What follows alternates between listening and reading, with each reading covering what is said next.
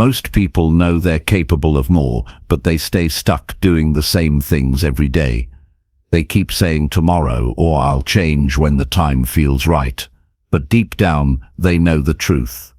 They're not living as strong, focused, or disciplined as they could be. This version of themselves that avoids discomfort, gives up too soon, makes excuses, and hides behind fear, isn't who they're meant to be. That's the weak version. And if you want to feel proud of the person you see in the mirror, it has to go. This isn't about being perfect.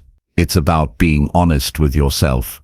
It's about waking up and realizing that your time is limited, and every choice you make is either building the life you want or dragging you further away from it. You don't need more motivation. You need to take action even when you don't feel like it. You need to hold yourself to a higher standard, even when no one is watching. And you need to stop protecting the version of you that avoids responsibility, runs from challenge, and settles for comfort. In this video, we're not going to talk about theories or fluff. We're going to walk step by step through what it actually takes to build the strongest version of yourself. You'll learn how to stop lying to yourself, how to build habits that last, how to silence the inner voice that keeps pulling you backward, and how to wake up every day with a real sense of direction and purpose. If you're tired of going in circles, if you're tired of looking back with regret, and if you're ready to finally become someone you can respect, this is where it begins. Not tomorrow, not when you feel more confident. Now, stay with this video until the end, and give yourself the chance to rise above the old habits, the old excuses, and the old limits. This is your wake-up call. It's time to kill that weak version of yourself and start building the life you know you were meant to live. Chapter 1. Destroy all excuses and take full responsibility today. Excuses are the quiet poison that kills potential. Every time a person blames their lack of progress on something outside of themselves, they hand away their power to grow, to change, and to lead their own life. The truth is, nothing changes until responsibility becomes personal. It doesn't matter where you started, what happened yesterday, or who failed you along the way. What matters is what you choose to do about it right now. The moment someone decides to stop blaming their environment, their past, their parents, the government, or bad luck, they begin to take their life into their own hands. That moment is the true beginning of personal growth. Taking responsibility doesn't mean taking the blame for everything in life. It means recognizing that while you cannot control every situation, you always control how you respond to it, and your response defines your future. Excuses are the tools the weak version of yourself uses to stay in control. That part of you wants comfort, it wants safety, it wants to avoid risk, confrontation, discomfort, effort, and even truth. It tells you stories like, I'm too tired, it's not the right time, or I'm just not lucky like other people. These are not facts, they are lies wrapped in convenience. People cling to excuses because they are easier than effort. It's easier to say you don't have time than to admit you don't have discipline. It's easier to say you're unlucky than to admit you've been avoiding action. But the longer you protect these excuses, the longer you delay progress. You don't need a perfect past to create a powerful future. You just need the courage to own everything from this moment forward. When you do that, the excuses lose their power, and in their place you find something stronger. Accountability. Taking full responsibility is not something that happens overnight. It's a mindset you build. It starts by looking in the mirror and choosing honesty. Be brutally honest with yourself. Where are you falling short? Where are you pretending you're doing your best when deep down you know you're not? Where have you been blaming others when you should have been building better habits? These aren't easy questions, but they are necessary ones. Because until you face them, nothing will change. The people who grow the fastest are not the most talented or the most fortunate. They are the ones who stop waiting for life to hand them opportunities and start building them instead. They don't wait for motivation or permission. They don't blame the system or their history. They decide today that this is their life and they are in charge of it. They move with purpose, even when life is unfair. They fall, but they own the fall. They don't play the victim, they become the builder. There is deep power in saying, "This is on me." That single statement is the beginning of freedom. Because when it's on you, that means you can fix it. You can change it. You can do something about it. That shift from blaming to owning opens the door to growth. It makes you stronger because it removes helplessness. The weak version of you will fight this. It will say things like, "But this isn't my fault," and that may be true. But fault and responsibility are not the same thing. You may not be at fault for everything in your life, but you are responsible for what happens next. That's the part that matters. Responsibility gives you clarity. When you take ownership, you stop waiting for others to change. You stop expecting the world to be fair. You stop wishing for easier and start building stronger. You look at what is and say, "Now what can I do about it?" That single shift will set you apart from most people. Because most people stay stuck in blame. They wait, they hope, they complain, but they don't act. Acting requires courage. It requires maturity. And most of all, it requires self-respect. There is no growth without responsibility. You can listen to all the advice in the world, read every book, watch every motivational video, but if you still make excuses for why you're not changing, you will stay exactly where you are. You can't trick yourself into transformation. It only begins when you choose to be real with yourself. You have to look at your life and admit what you've been avoiding. Have you been wasting time? Have you been avoiding hard conversations? Have you been choosing comfort over progress? These are the questions that separate those who live intentionally from those who live by default. Responsibility also requires patience. Because when you finally start taking charge of your life, it won't change overnight. It won't be perfect. You will fall. You will mess up. You will have days where you want to go back to blaming. But don't. Keep showing up. Keep taking ownership. Keep asking yourself, what can I do better? That mindset is what kills the weak version of you. Not a single moment of anger or motivation, but a daily commitment to stop making excuses and start taking action, even when it's hard. If you want a better life, you have to take full responsibility for the one you have right now, not half, not part, full. That means your habits, your thoughts, your choices, your relationships, your attitude, your time, your energy. Every part of your life is a reflection of what you've accepted. If you're not proud of it, that's okay. Don't hate yourself. Just decide to do better. You can start small. You don't have to fix everything today. But you do have to stop pretending that it's someone else's job to fix it for you. Real confidence doesn't come from pretending things are fine. It comes from knowing you are capable of handling life as it comes. And the only way to build that kind of strength is by taking ownership of your path. People will disappoint you. Plans will fall apart. Life will challenge you. But if you take responsibility for your actions and your mindset, you'll always have control over your future. You'll adapt. You'll grow. You'll get back up. You don't have to be perfect. You just have to be honest and committed. Stop saying "I can't" when you mean "I won't." Stop blaming the past when the future is still unwritten. Stop protecting your weaknesses with reasons and start strengthening your discipline with choices. Choose the hard thing. Choose the honest thing. Choose the thing that will make you stronger, even if it's uncomfortable. When you catch yourself making excuses, pause. Interrupt that thought. Ask yourself, is this helping me grow or keeping me stuck. Almost every excuse is a form of self-sabotage. It gives you a way out when you should be stepping in. It gives you permission to avoid the work.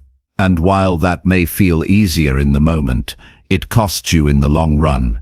It costs you confidence.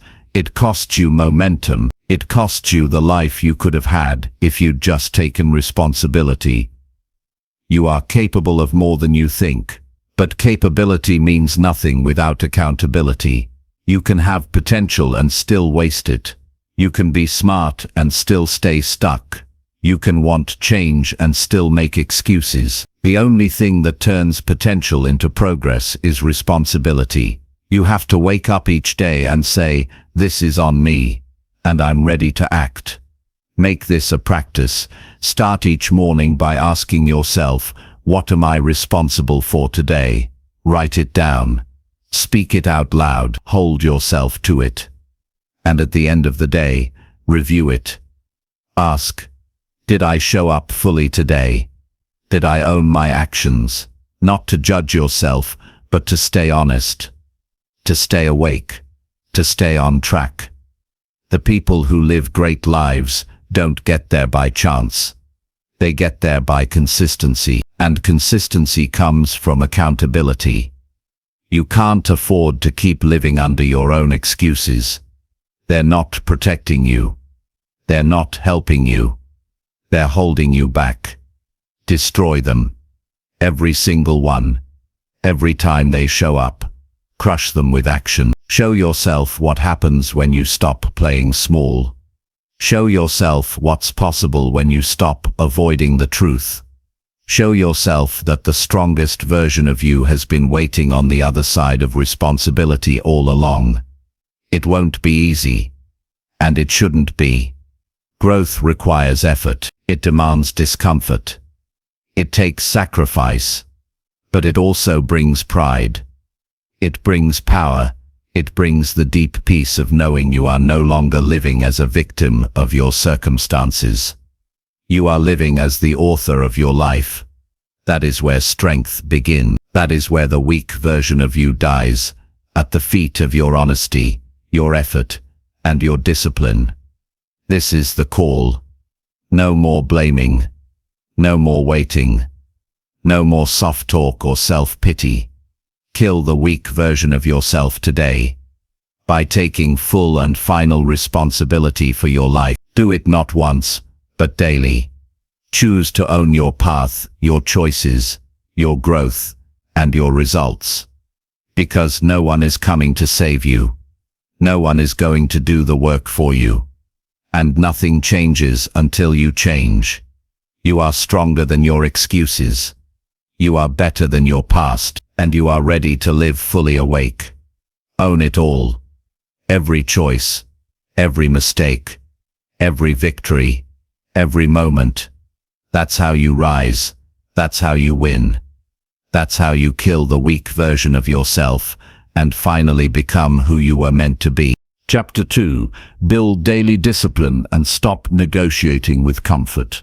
Discipline is the quiet strength that builds the life you want when motivation fades and comfort tries to take control. Every person reaches a moment where they must decide whether to continue doing what feels good or to start doing what makes them stronger. That moment comes not once, but every day, sometimes every hour, and what you choose in those small moments decides who you become. There is no mystery around progress. People who grow, succeed, and live with pride don't rely on bursts of energy, they rely on systems. They rely on the personal agreement they've made with themselves to do what matters, whether they feel like it or not. Comfort is not a reward, it's a trap. It's the place your weaker self wants you to stay, because it feels safe, but nothing meaningful happens there. Every time you sleep in when you plan to rise early, every time you skip a workout, delay a hard task, or avoid a tough decision, you feed that comfortable side of yourself. That version of you will always give you a reason to quit early or start tomorrow. It doesn't speak in loud commands. It whispers soft justifications like, "You've done enough. You're too tired, you deserve a break, and those whispers, when obeyed regularly, turn into patterns. Those patterns shape your identity. Discipline isn't about living without rest or peace. It's about choosing the actions that keep you in control of your life. The moment you start negotiating with comfort, you start losing ground. Discipline is the agreement you don't break, especially when no one's watching. You don't wait to feel ready. You don't hope to feel energized. You decide to follow through on what you told yourself you would do. That's where power begins. Because anyone can be consistent when everything feels right, but strength is built when you act despite resistance. No one drifts toward discipline. You build it by showing up repeatedly, even when it's uncomfortable, inconvenient, or boring. It's forged in silence, in early mornings, in tough decisions, and in all the times you choose what's right over what's easy. Daily discipline isn't some complicated plan. It's the habit of doing what matters most, every day, without needing applause or immediate reward. And the good news is, it's built one decision at a time. Start by choosing one simple commitment you'll keep no matter what. Wake up at a certain hour. Exercise every morning. Read for 15 minutes. Journal before bed. These are not huge things, but they are defining things, because they send a message to your mind that you are in control, and that small signal repeated daily rewires the way you see yourself. You stop identifying as someone who tries. You start becoming someone who follows through. But the moment you start negotiating, when you say, just this once or I'll do it later, you give your comfort zone a seat at the table. It will always vote against growth. That's why the strongest people don't debate with that voice. They act, they move, they've already decided. Discipline is not a talent, it's a practice, and it becomes easier when you stop giving your weaker self the microphone. To build daily discipline, build structure. Don't rely on memory or willpower. Set routines that make decisions automatic. When your alarm rings, get up without delay. When it's time to train, show up without question. When you sit down to work, focus without checking distractions. When the schedule says it's time to unplug, rest without guilt. This removes decision fatigue and puts your energy where it belongs, on execution. Also, keep your environment in check. A person who wants to eat clean but surrounds themselves with junk food is not serious. A person who wants to grow but fills their time with entertainment is not aligned. Your surroundings either support your discipline or sabotage it. Clean up your space. Remove easy escapes. Make the path of discipline the default, not the difficult option. Another key is to stop chasing motivation. It comes and goes. Some days you'll feel on fire. Other days you won't. That's normal. But discipline doesn't care about your feelings. It's not emotional. It's a decision you make with your eyes open. You know it's hard, and you do it anyway. You know it's tedious, and you stay focused.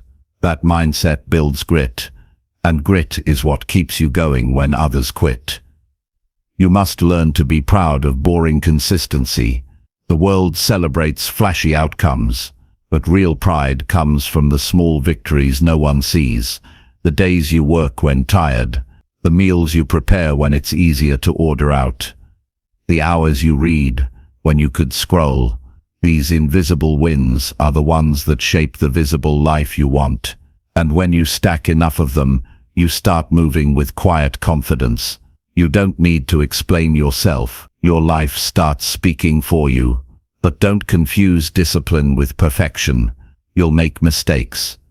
You'll slip. What matters is how quickly you reset. One missed day doesn't break you. Quitting on yourself does. When you fall off, don't waste time feeling bad. Get back to the basics. Recommit. Restart. Real discipline includes recovery. It's not about being rigid. It's about being relentless. It also helps to remember your why. Discipline without purpose becomes punishment. But when your daily actions are connected to something meaningful, a vision, a mission, a standard, then each choice becomes a part of something bigger. You're not just saying no to comfort. You're saying yes to the life you want. Keep that picture clear. When temptation rises, return to that image. Ask yourself, does this move me closer to the person I want to be? If not, say no with strength. People often admire those who seem highly disciplined, but they don't see the internal battle behind that discipline. They don't see the mental choices made every day. You won't feel strong in the beginning. It will be uncomfortable. You'll crave old patterns, but stay with it. Eventually, the things that once felt hard will feel normal. Then they'll become your new baseline. That's growth. And once you build discipline in one area, it spreads. When you start training your body consistently, your confidence grows. When you manage your time better, your focus sharpens. When you speak with honesty every day, your relationships deepen. Discipline creates momentum, and momentum builds belief. You start realizing that there's more inside you than you thought, but you must protect it. It's easy to let one excuse in, one skipped day, one broken promise, one lazy choice, and soon the cracks spread. That's why disciplined people stay alert. They track their habits. They check their progress. They measure what matters, not out of obsession, but out of respect. They know how fragile progress can be. They know comfort is always waiting for an opening. So they stay sharp. You have a choice every single day. Choose structure over chaos. Choose effort over ease. Choose responsibility over excuse. That choice will feel uncomfortable at first, but in time, it will feel like home. And that's when you'll know the weak version of yourself is losing its grip. Every disciplined day is a blow against that weaker self. Every time you act without negotiation, you take back more of your mind. You are not here to live on autopilot. You are not here to chase comfort. You are here to grow, to rise, to earn the quiet pride of doing what you said you'd do. That pride is worth more than any short-term ease. That pride is what builds a strong, steady life. And you can start building it right now. Make a decision. Set a standard. Stick to it. And when the voice of comfort tries to bargain, answer with action. Show up. Again and again. Because the person you're becoming is worth it. Chapter 3. Wake up early and lead your day with purpose. Waking up early is not just about starting the day sooner. It's about claiming control before the world begins to demand your attention. It's a personal declaration that your time belongs to you, not to distractions, noise, or the chaos of unplanned moments. When you rise early with intention, you give yourself space to think clearly, act deliberately, and connect with the direction your life is heading. The quiet hours of the morning are a gift that most waste. They scroll through their phones, hit snooze multiple times, or rush into the day already behind. But those who lead their lives from a place of purpose understand that how the day begins often shapes everything that follows. The way you spend your first hour matters more than people realize. It determines your mindset, your energy, and your priorities.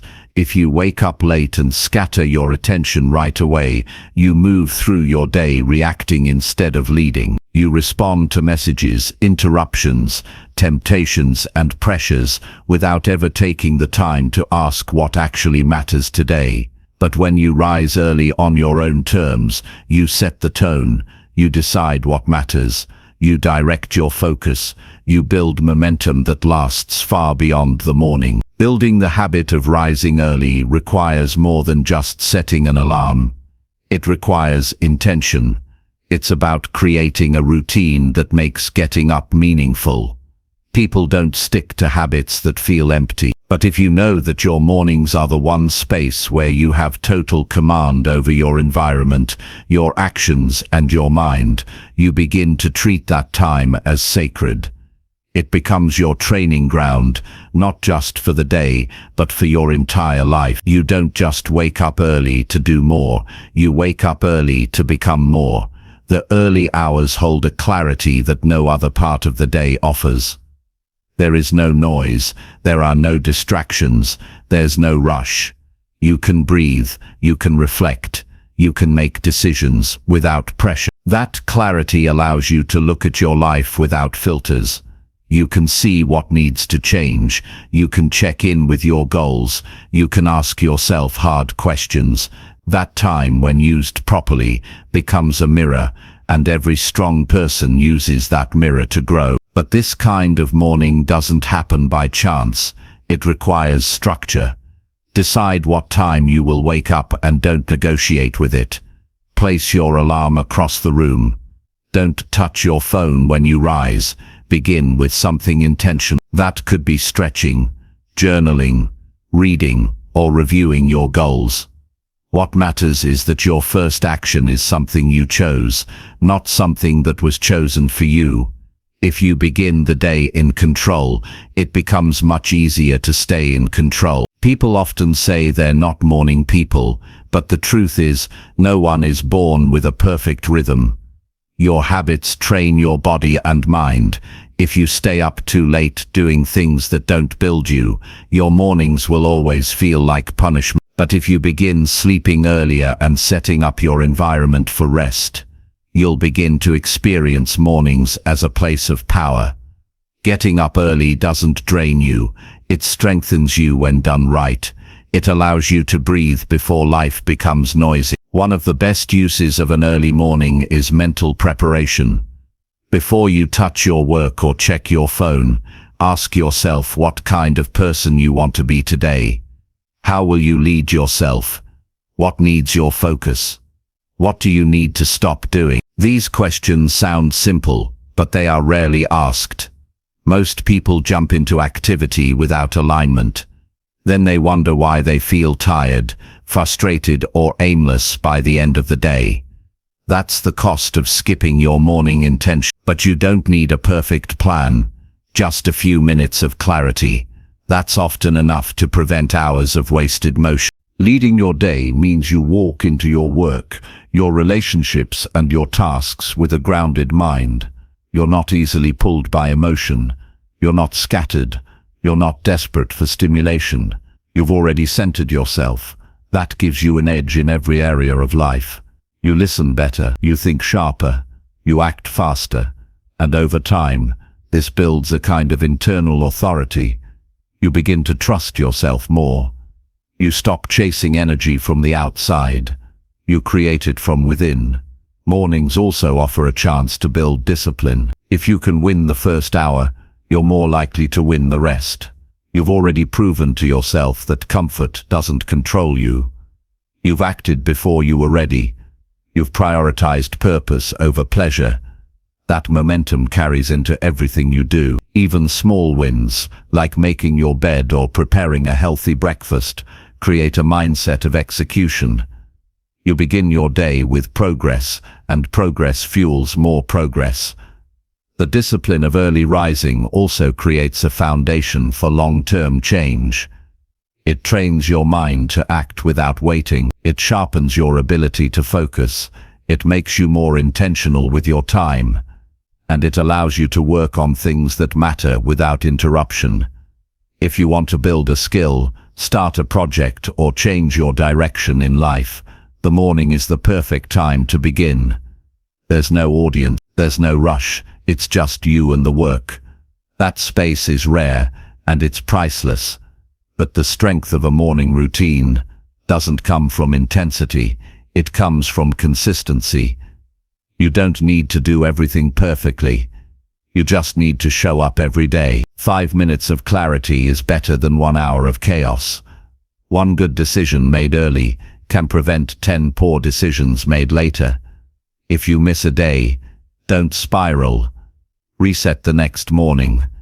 Each new sunrise gives you another chance to lead yourself forward. Some of the most successful and centered people in the world wake up early, not because they enjoy suffering, but because they understand value. They value silence, they value clarity, they value uninterrupted time, and they respect themselves enough to create that time, even when it's difficult. This isn't about copying someone else's routine. It's about taking ownership of your time. It's about stepping into your day with focus instead of distraction. The goal is not just to be awake, it's to be awake with purpose. That means every part of your morning should serve you in some way. If something makes you sharper, calmer, stronger, more grateful, more aligned, keep it. If something drains you, dulls your focus, or steals your time, cut it. Your morning routine should evolve with your life. It should reflect your priorities. It should support your goal, and it should give you the kind of internal strength that makes you harder to shake. This level of personal leadership creates momentum that compounds over time. You'll begin noticing how much more control you have over your emotions. You'll start seeing opportunities you used to miss. You'll feel more steady in the face of chaos, and you'll stop drifting. You'll stop reacting. You'll stop waiting, because each day will begin with intention. Each day will start with movement. Each day will remind you that you are capable of leading your life instead of watching it pass. You won't always feel like getting up. There will be mornings when the bed feels too warm and the silence feels too sharp. But that's where growth happens. That's where the old version of you begins to fall away. Every time you rise before comfort wants you to, you grow a little stronger. Every morning you lead yourself instead of following emotion. You become more disciplined, and every decision you make in those early hours builds the future you say you want. This isn't about perfection, it's about consistency and purpose. Show up for yourself in the morning, and you'll learn how to show up everywhere else. Decide that your time matters enough to protect.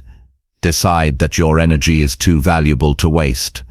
And decide that every morning is a chance to shape the life you are creating. Not by chance, but by choice. Chapter 4.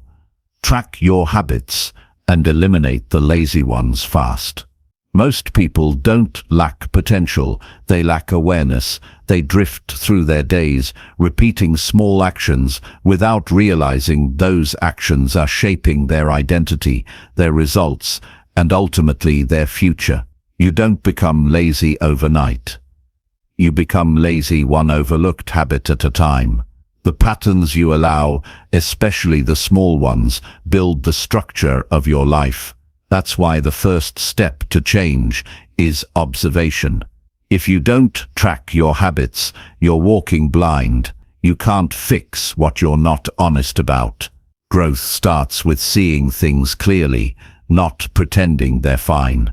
Tracking your habits isn't about perfection or punishment. It's about paying attention. When you write something down, you begin to see yourself as you really are, not as you wish to be. Most people assume they're working hard, eating well, staying focused, but the numbers always tell the truth. If you track how many hours you waste, how often you scroll, how frequently you skip the hard things, you'll get a mirror that doesn't lie. And in that mirror you'll find power, because once you're honest about your behavior, you can change it. You don't need motivation, you need measurement. Start by choosing 5 key habits that shape your life. They might be exercise, sleep, reading, screen time, deep work. Track them every day without judgment. Use a notebook, an app, a wall chart. It doesn't matter. What matters is consistency. You're not tracking to feel good, you're tracking to get better. When you begin to observe your real patterns, 2 things happen. You become more mindful in the moment, and you stop lying to yourself about your progress. Lazy habits don't always look like laziness. Sometimes they wear the disguise of rest. Sometimes they feel like small indulgences, but over time, they become default behaviors. Checking your phone every 5 minutes doesn't feel like much until you've lost hours. Skipping one workout feels minor until it turns into weeks. Pushing off tasks becomes easier each time until procrastination becomes a personality. These patterns creep in silently. That's why you have to catch them early. The longer they stay, the deeper they root. Eliminate them fast before they become part of your identity. You won't eliminate lazy habits by wishing they'd go away. You replace them. You build structure. You create triggers. You remove friction. If you waste time in bed every morning, leave your phone in another room. If you scroll too much at night, schedule something productive that forces you off the screen. If you snack mindlessly, stop buying the junk. Don't rely on willpower. Design your environment. Make bad habits harder. Make good ones easier. Change becomes simple when you remove the option to be lazy. There's a reason disciplined people often seem minimal in their routine. It's not because they're obsessed.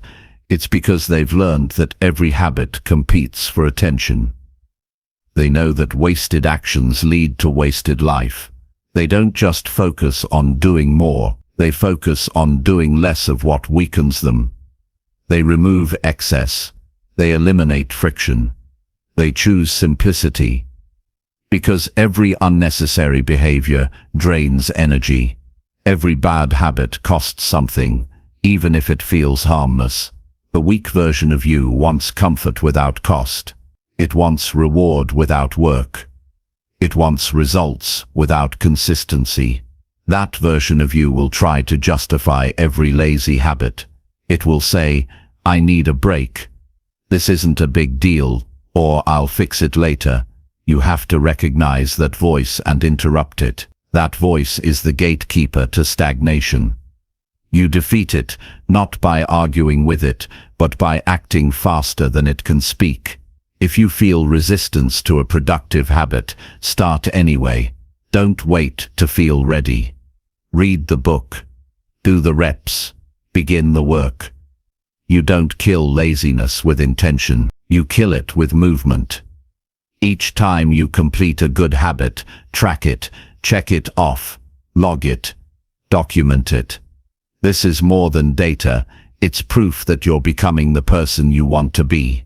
Your brain begins to associate action with identity. You stop saying "I'm trying" and start saying "I'm doing."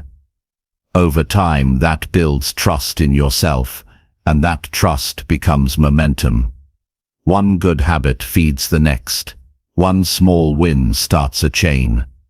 This is how real change happens, not through hype, but through repeated action. There will be days when you slip. That's expected. You're human. But don't let one bad day become a bad pattern. Review your habits weekly. Look at the data. Where are you consistent? Where are you falling off? Don't make excuses. Make adjustments. Habit tracking is not about being perfect every day. It's about staying aware and staying honest. If you're not progressing, it's not because you're broken. It's because your habits are misaligned with your goals. Align them. Then stay the course. Most people overestimate how much they can change in a week and underestimate how much they can change in a year. Daily tracking forces you to see the low game. You realize that one workout doesn't change your body, but 200. One journal entry doesn't change your mind, but months of reflection do. 1 hour of deep work won't change your future, but 1,000 will. Tracking lets you see that consistency beats intensity. It reminds you that progress is earned through patience and effort, not shortcut. Lazy habits die when you stop giving them room to breathe. Fill your time with things that build you. Replace empty hours with structure. Replace avoidance with action. Replace excuses with clarity. The version of you that wins in life is not more talented. It's more consistent. That version lives with intention. It doesn't tolerate small lies. It doesn't hope things improve. It tracks, it acts, and it adjusts. That's who you're becoming. If you want to stop feeling stuck, stop living blind, open your eyes to what you're really doing. Write it down. Face the truth, then act. You don't need more time. You need better use of the time you already have. Every minute counts. Every habit compounds.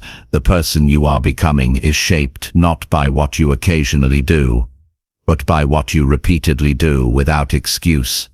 You are responsible for what you allow. If your days are filled with distractions, cut them. If your routines are weak, strengthen them.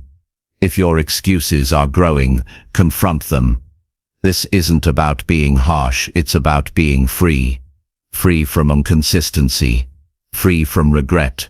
Free from pretending that life will change without action. There's a reason high performers track everything. It's not because they're obsessive. It's because they understand leverage. They know that small changes, done daily, lead to massive shifts. They don't rely on memory or guesswork. They measure.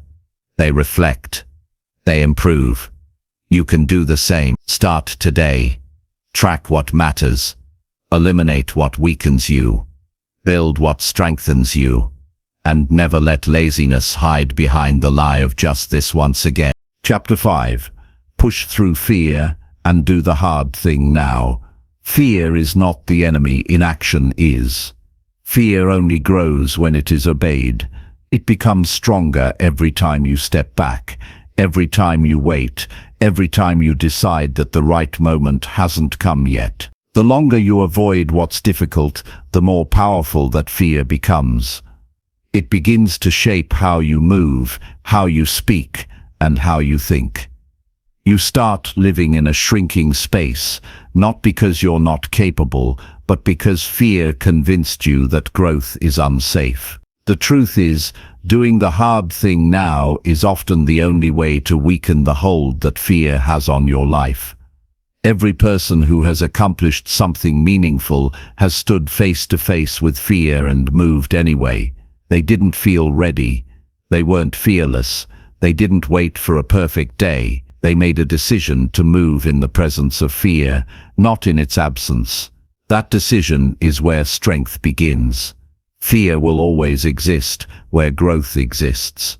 If you want to live a stronger life, you must stop asking fear for permission.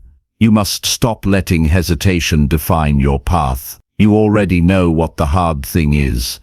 It's the conversation you've avoided, the responsibility you've delayed, the project you've postponed, the change you keep saying you'll make someday. It lives in your thoughts, quietly reminding you of what you haven't done, that tension you feel, that pressure in your chest when you think about it. That's a signal, not a stop sign. It's your mind telling you where your next level is hiding. It's not waiting in ease. It's waiting in effort. It's waiting behind the task you don't want to face. The only way to kill fear is by walking through it. Thinking about it won't change it. Planning endlessly won't shrink it. Reading about courage won't create courage. Action is the only antidote. The more you act, the less power fear holds. Not because fear disappears, but because you prove to yourself that it doesn't control you. You take away its authority by refusing to freeze. You silence its voice by moving with clarity, even if your hands are shaking. You do not need more time. You need more courage. And courage isn't something you wait for. It's something you create in the moment. Courage lives in motion. It is born the second you lean into the discomfort instead of backing away. Fear says, "What if it goes wrong?" Strength replies, "I'll handle it if it does." That's the mindset that transforms people. That's the mindset that opens doors fear tried to keep shut. Fear often dresses itself as logic. It says things like, "Think it through, wait until you're ready," or "Now's not the time." But most of the time, those are just clever ways of hiding. You know the difference. Deep down, you can tell when you're being honest with yourself and when you're just looking for a way out. Stop entertaining the lie that fear is protecting you. It's not. It's delaying your progress. It's costing you time, confidence, and self-respect. Doing the hard thing now is not about punishment. It's about freedom. Every time you finish something you feared, your world gets bigger. You earn respect from yourself. You build a new baseline. You create a new story. Suddenly what used to scare you becomes your strength. But that shift only happens when you act. Not once. Not when it feels dramatic. But consistently. Quietly. Intentionally. Especially when no one is watching. You need to stop assuming that action must feel right before you take it. You will never feel completely ready to face what you fear. That feeling won't come. You will feel doubt. You will feel hesitation. You will feel discomfort. That is normal. That's not a problem to solve. It's a signal to move. Growth is uncomfortable. That's why most people avoid it. That's why so many people stay stuck in the same patterns for years. Not because they can't change, but because they never confront what's hard. If you want to build real strength, begin with what you're avoiding. Make a list of what you fear, then do something about it today. Don't wait for the perfect plan. Don't overthink the first step. Just move. Even a small step taken today is stronger than a perfect step delayed forever. Action builds evidence, and evidence builds belief. The more you see yourself acting in the face of fear, the more you believe you are capable of more. That belief is worth more than any temporary comfort. The hard thing you're avoiding is not just a task, it's a test. A test of your discipline. A test of your commitment. A test of your integrity. It's easy to say you want to improve. It's harder to do the thing that proves it. Talk is cheap. Plans are easy. But execution, that's where the gap is. That's where the real separation happens. People who rise are not the ones with the least fear. They are the ones who act the fastest when fear appears.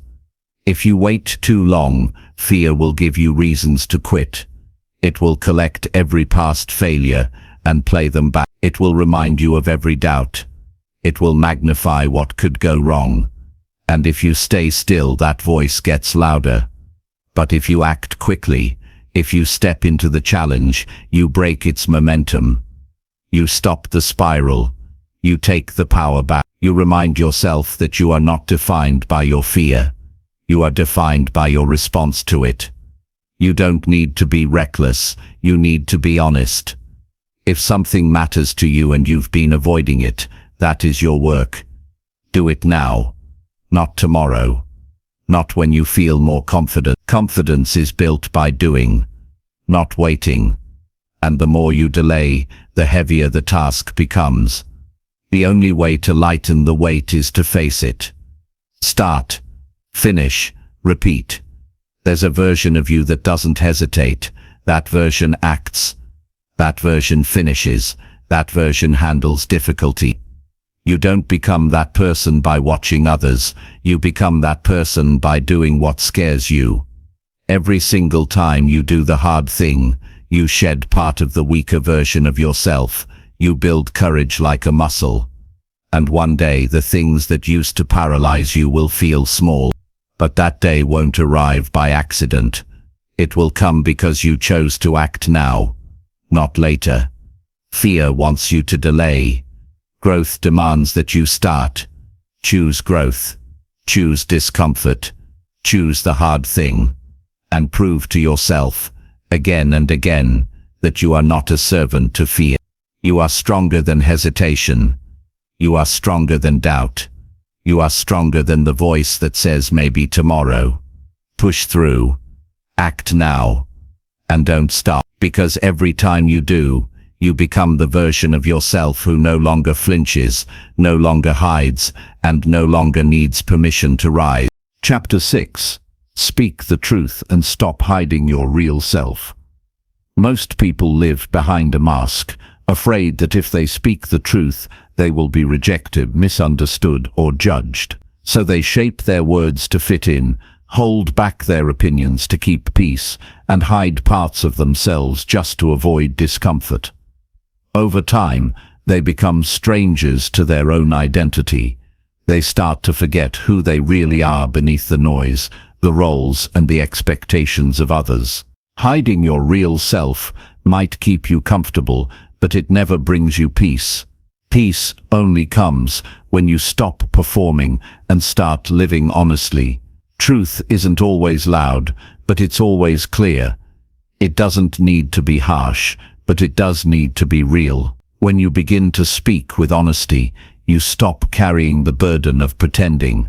That weight is heavier than people realize. Every time you bite your tongue when something matters, every time you agree when you disagree, every time you act like you're fine when you're not, you chip away at your own power, and over time, those small silences become a prison. You stop feeling strong because you've taught yourself that your truth isn't worth expressing.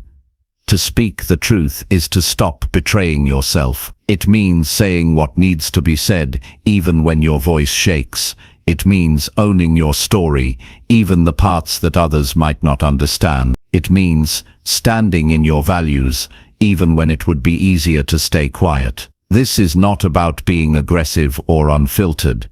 It's about being real. The people who live with the most confidence are not the ones who have the loudest opinions. They're the ones who no longer hide. You don't need to announce every thought, but you do need to stop lying to keep others comfortable. If something matters to you, speak on it. If something doesn't sit right with you, address it.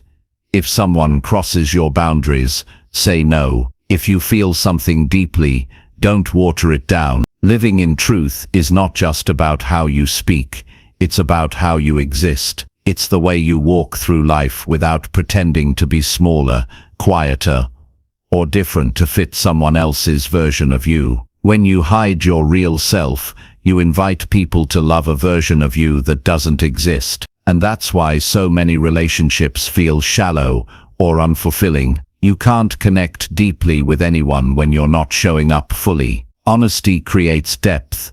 It builds trust.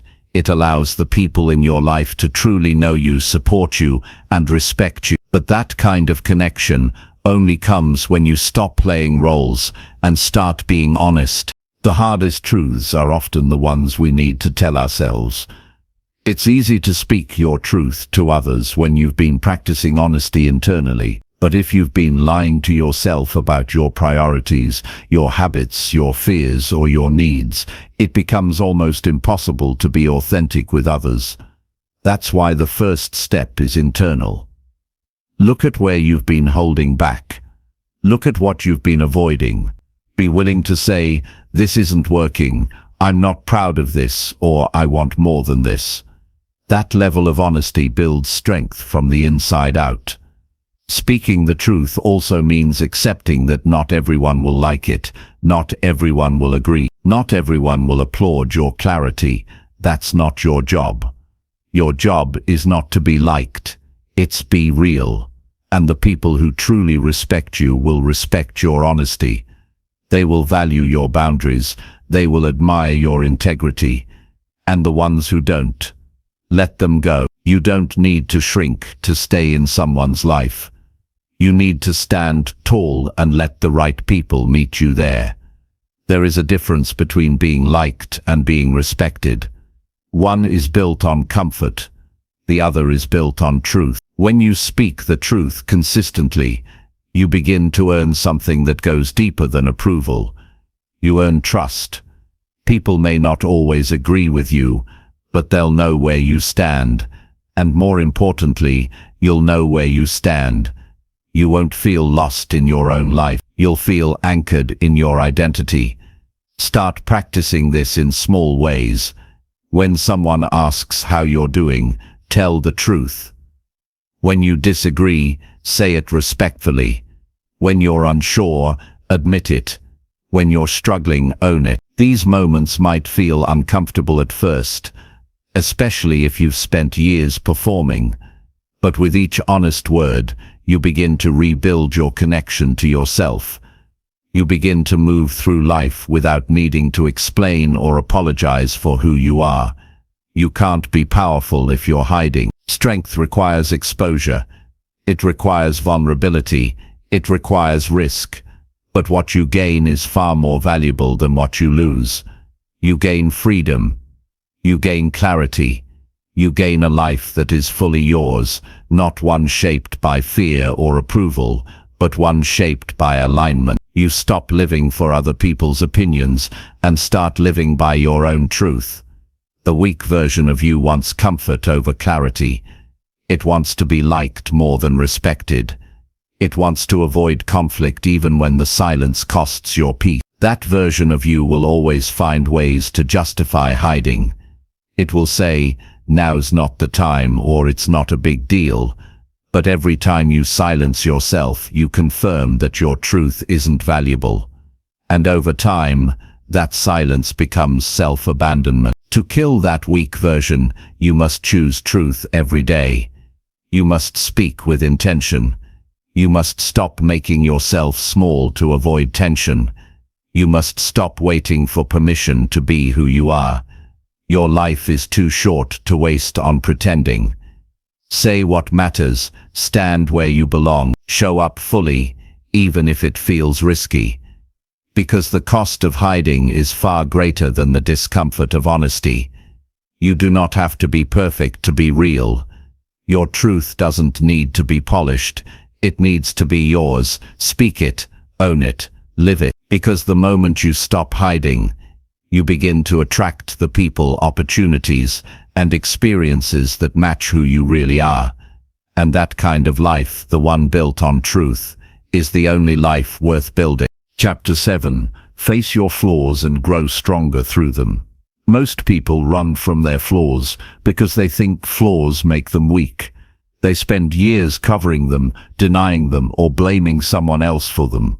But the truth is, you only gain strength when you face them head on.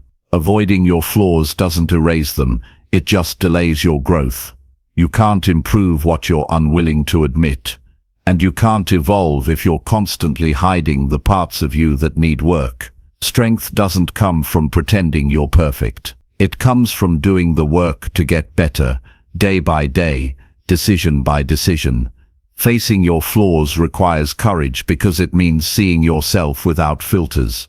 It means looking at your actions, your habits, your attitude, and your patterns and saying, "This needs to change." That's not weakness.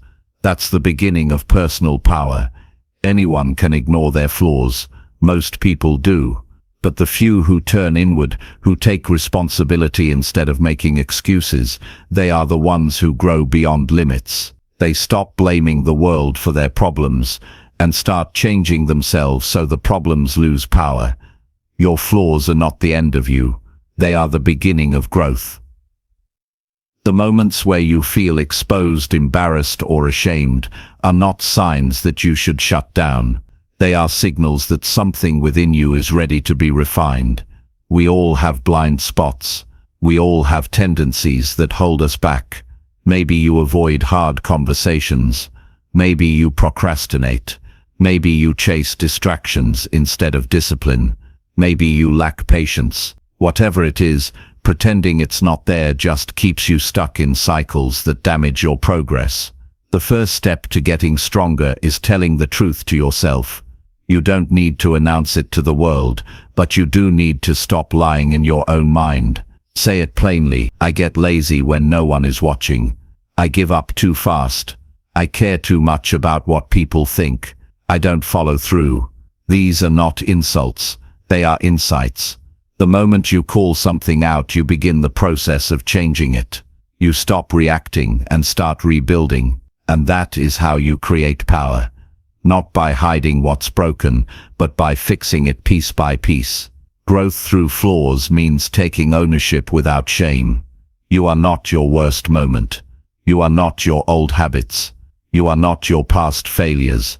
but you are responsible for what you do next. You can either carry the same weaknesses forward and let them define you, or you can use them as fuel to build the kind of discipline and focus that most people only talk about. That is the real choice. Do you carry your flaws as a burden, or turn them into a reason to rise? It's tempting to compare yourself to others, to look at people who seem more confident or more successful and think they don't struggle. But what you don't see is the work they did behind the scenes.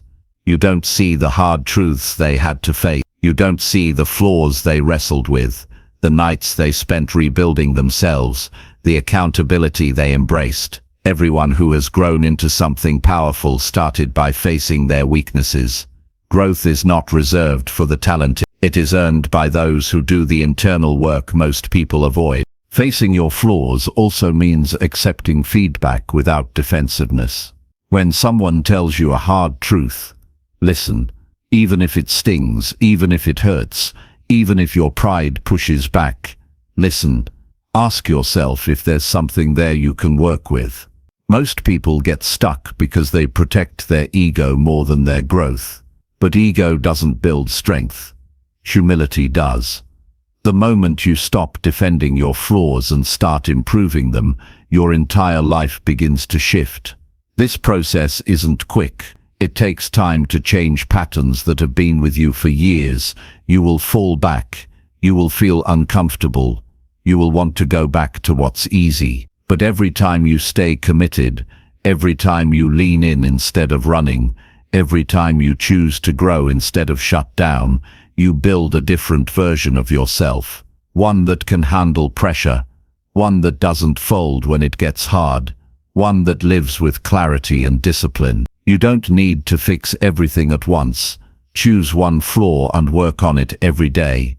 Track your progress. Notice your triggers. Create new responses. If you quit when things get hard, train yourself to finish. If you lie to avoid conflict, practice telling the truth respectfully. If you escape into distraction, replace it with something meaningful. This is the work. It's not always exciting. It's not always visible, but it is powerful, and it will build a foundation that no one can take from you.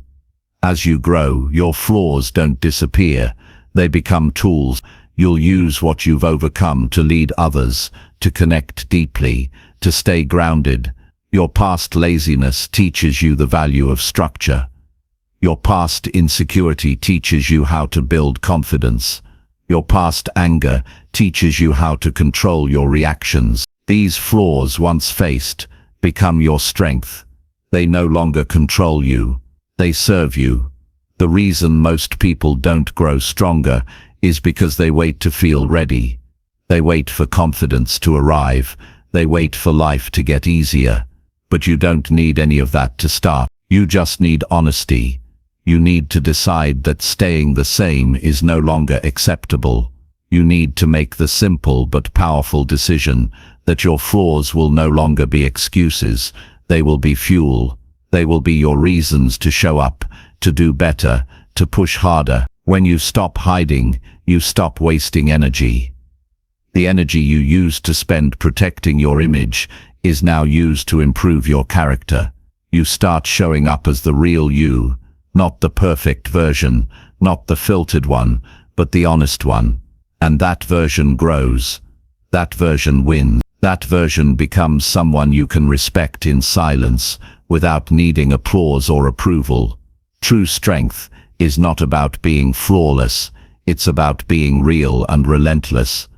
Real enough to admit your weaknesses, relentless enough to rise through them. If you want to become someone that others respect, start by respecting yourself enough to face what you've been avoiding. That's where it begins. That's where the shift happens. That's where the weak version of you dies, and the stronger version starts to take over. This isn't a one-time decision, it's a lifestyle. Every day you either feed your flaws or fight them. Choose to fight. Choose to grow. Choose to stand in front of the mirror, not with shame, but with responsibility. You are not here to be perfect. You are here to get better. And every flaw you face is a doorway to the stronger life waiting for you on the other side.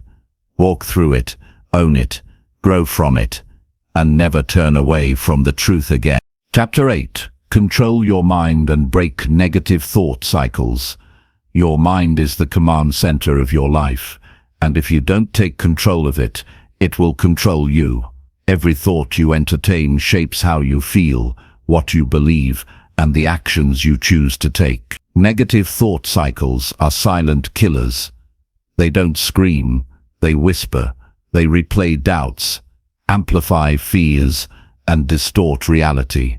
You start to believe that you are the thoughts running through your mind, instead of realizing that you have the power to observe, challenge, and replace them. If you want to grow, achieve, and build strength in your life, you must begin by gaining control over what happens inside your own head. Thoughts don't just appear randomly, they're habits. And like any habit, they can be broken and rebuilt. But the longer you let negative thoughts repeat without interruption, the stronger they become. The more often you think something like "I'm not good enough," "I always mess things up," or "I can't change," the more your mind starts treating those thoughts like truth. And once they become your truth, they shape your behavior, your attitude, and your results. That's why the most important fight you will ever face is the one between you and your own thinking. You are not weak because you have negative thoughts. Everyone does. You become weak when you surrender to them without resistance. The mind is like a muscle. It gets stronger with training and weaker with neglect. If you allow every worry, insecurity, or judgment to roam freely, your mind becomes chaotic. But if you start filtering your thoughts, questioning your beliefs, and actively redirecting your focus, you begin to develop mental discipline. That discipline is what separates those who stay stuck from those who rise. The first step to breaking negative cycles is awareness. You can't fix what you don't see. Most people live unconsciously, letting thoughts pass through their minds without even noticing. Start paying attention. Notice the thoughts that show up when you wake up. Observe what plays in your head when you're about to do something difficult. Catch the voice that tries to convince you to quit. Don't judge it, just see it clearly. That voice is not you. It's a collection of conditioning, past experiences, fears, and doubts. And once you see it for what it is, you can begin to dismantle it. The second step is to separate fact from fiction. Just because you think something doesn't make it true. Your mind will often exaggerate danger, magnify mistakes, and invent outcomes that haven't even happened. Train yourself to challenge these thoughts. When you catch a negative loop starting, ask, is this actually true? Is there evidence? Am I making assumptions? What would I tell someone I care about if they had this thought? This process interrupts the automatic cycle and gives you space to insert truth, logic, and clarity. You must also learn to direct your focus. Your attention is fuel. Whatever you give attention to, you give energy to. If you feed negative thoughts, they grow. If you shift your focus to something empowering, the cycle weakens. When your mind starts spiraling, don't wait for it to stop on its own. Interrupt it with action. Stand up, move your body, speak a truth out loud. Do something productive. The longer you sit in a negative thought, the more real it feels. Action disrupts that pattern and forces your brain to change direction. Another powerful tool is replacing negative thoughts with new ones. You can't just remove bad thoughts and leave your mind empty. You must fill it with better ones. This is not about lying to yourself or pretending things are perfect. It's about choosing thoughts that are honest and useful. "I always fail" can be replaced with "I'm learning to get better." "Nobody cares" can be replaced with "the right people value my growth." "I can't do this" becomes "I'm capable of figuring this out." These replacements don't deny difficulty, they create mental resilience. Your environment also plays a huge role in how your mind operates. If you constantly consume negativity through people, media, conversations, you're feeding the very cycles you're trying to break. Protect your mental space. Choose what you watch. Be selective with who you spend time with. Seek words that align with strength, not doubt. Create routines that reinforce clarity, discipline, and peace. When your environment supports your mindset, change becomes sustainable. Another overlooked part of mental control is how you speak to yourself in private moments. When no one is around and you mess up, what do you say? When you're facing pressure, how do you coach yourself? The strongest people speak to themselves with authority and direction. They don't let emotions dictate their inner dialogue. They lead their minds with purpose. This is hard, but I'm capable. I feel nervous, but I'll move anyway. I've fallen, but I'll rise stronger. This internal voice becomes the weapon you use to cut through self-doubt. Meditation and mindfulness are not just trends, they are training. Just like you train your body to get stronger, you train your mind to stay present and focused. Take time every day, even for 5 minutes, to sit still, breathe, and observe your thoughts without judgment. This builds mental space. It teaches you that you are not your thoughts, you are the one watching them.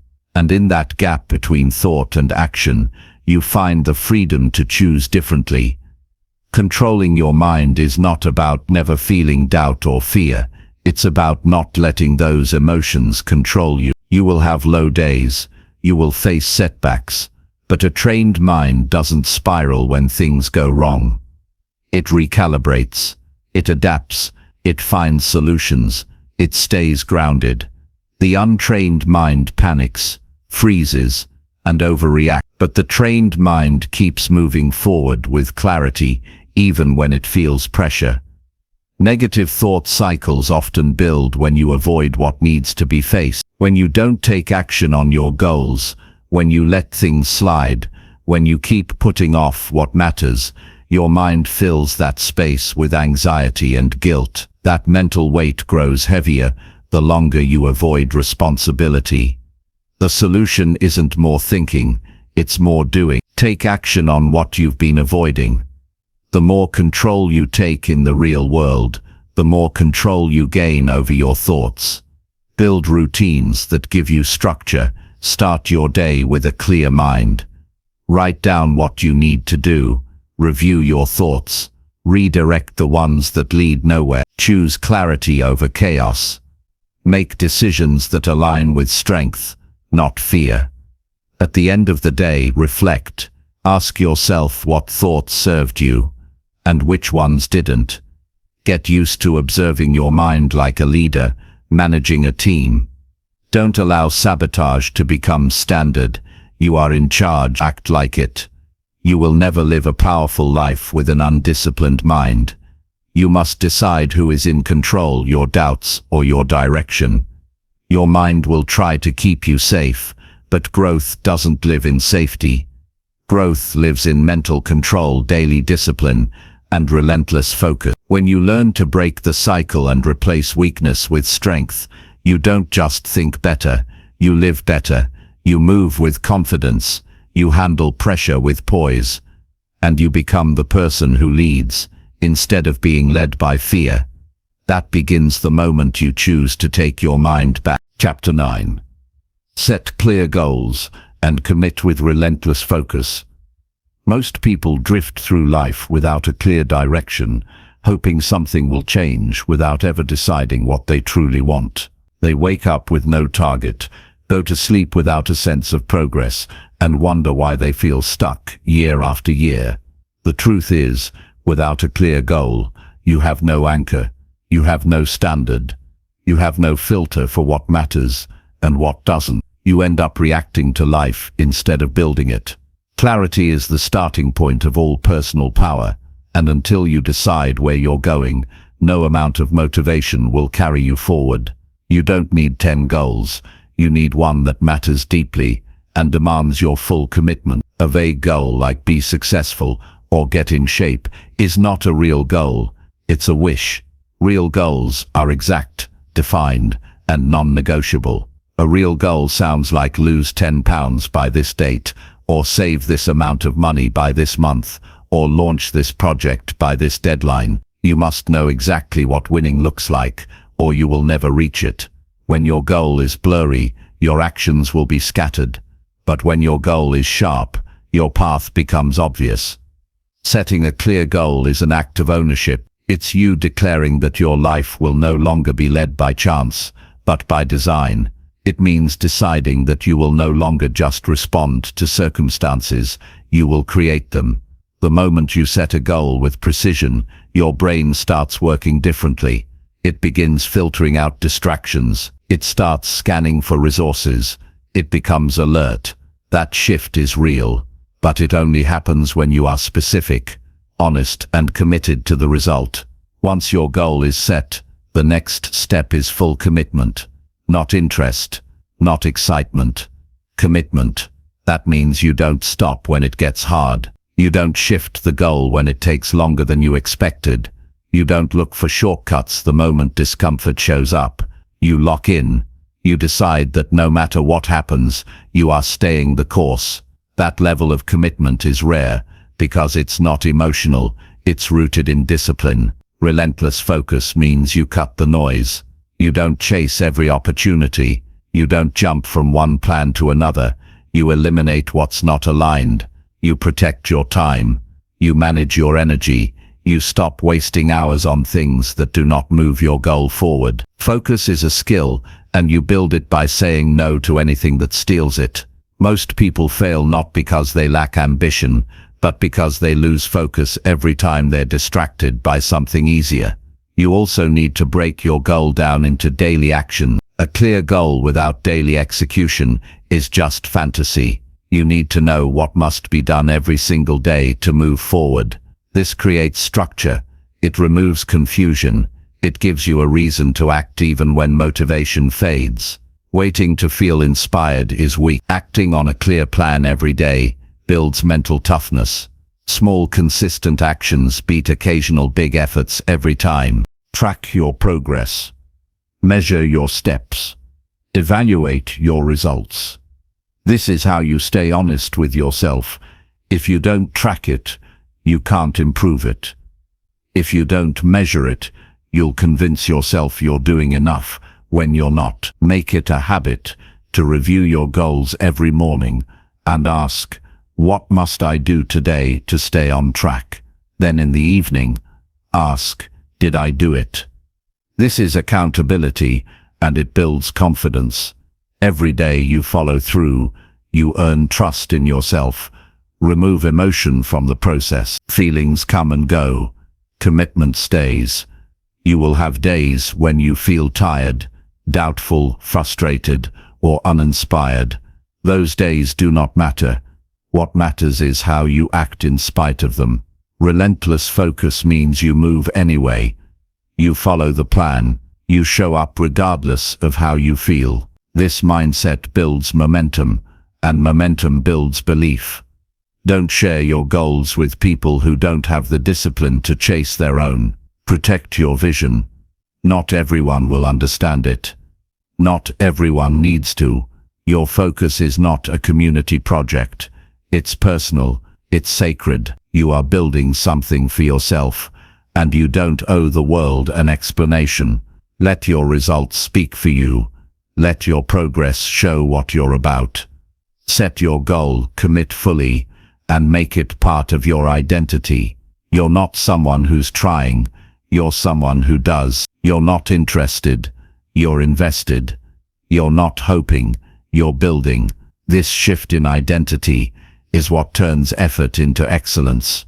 The person who follows through no matter what becomes the person who wins. Not because of luck or timing, but because of consistency and clarity. Be ready for boredom. The path to any meaningful goal includes repetition. You will do the same things over and over again. That's not a flaw in the process. That is the process. Most people quit because they confuse consistency with failure. But winners know that showing up, doing the work, and improving slowly is the price of progress. Don't chase variety, chase mastery. Discipline will take you further than emotion ever will. You must also eliminate weak goals. If you're setting goals just to feel busy or productive, you're wasting your energy. Set goals that scare you a little and excite you a lot. Set goals that demand growth. Set goals that require change. The bigger your vision, the more precise your actions need to be. Clarity is how you reduce anxiety. Knowing exactly what you want makes every day simpler, every decision easier, and every distraction more obvious.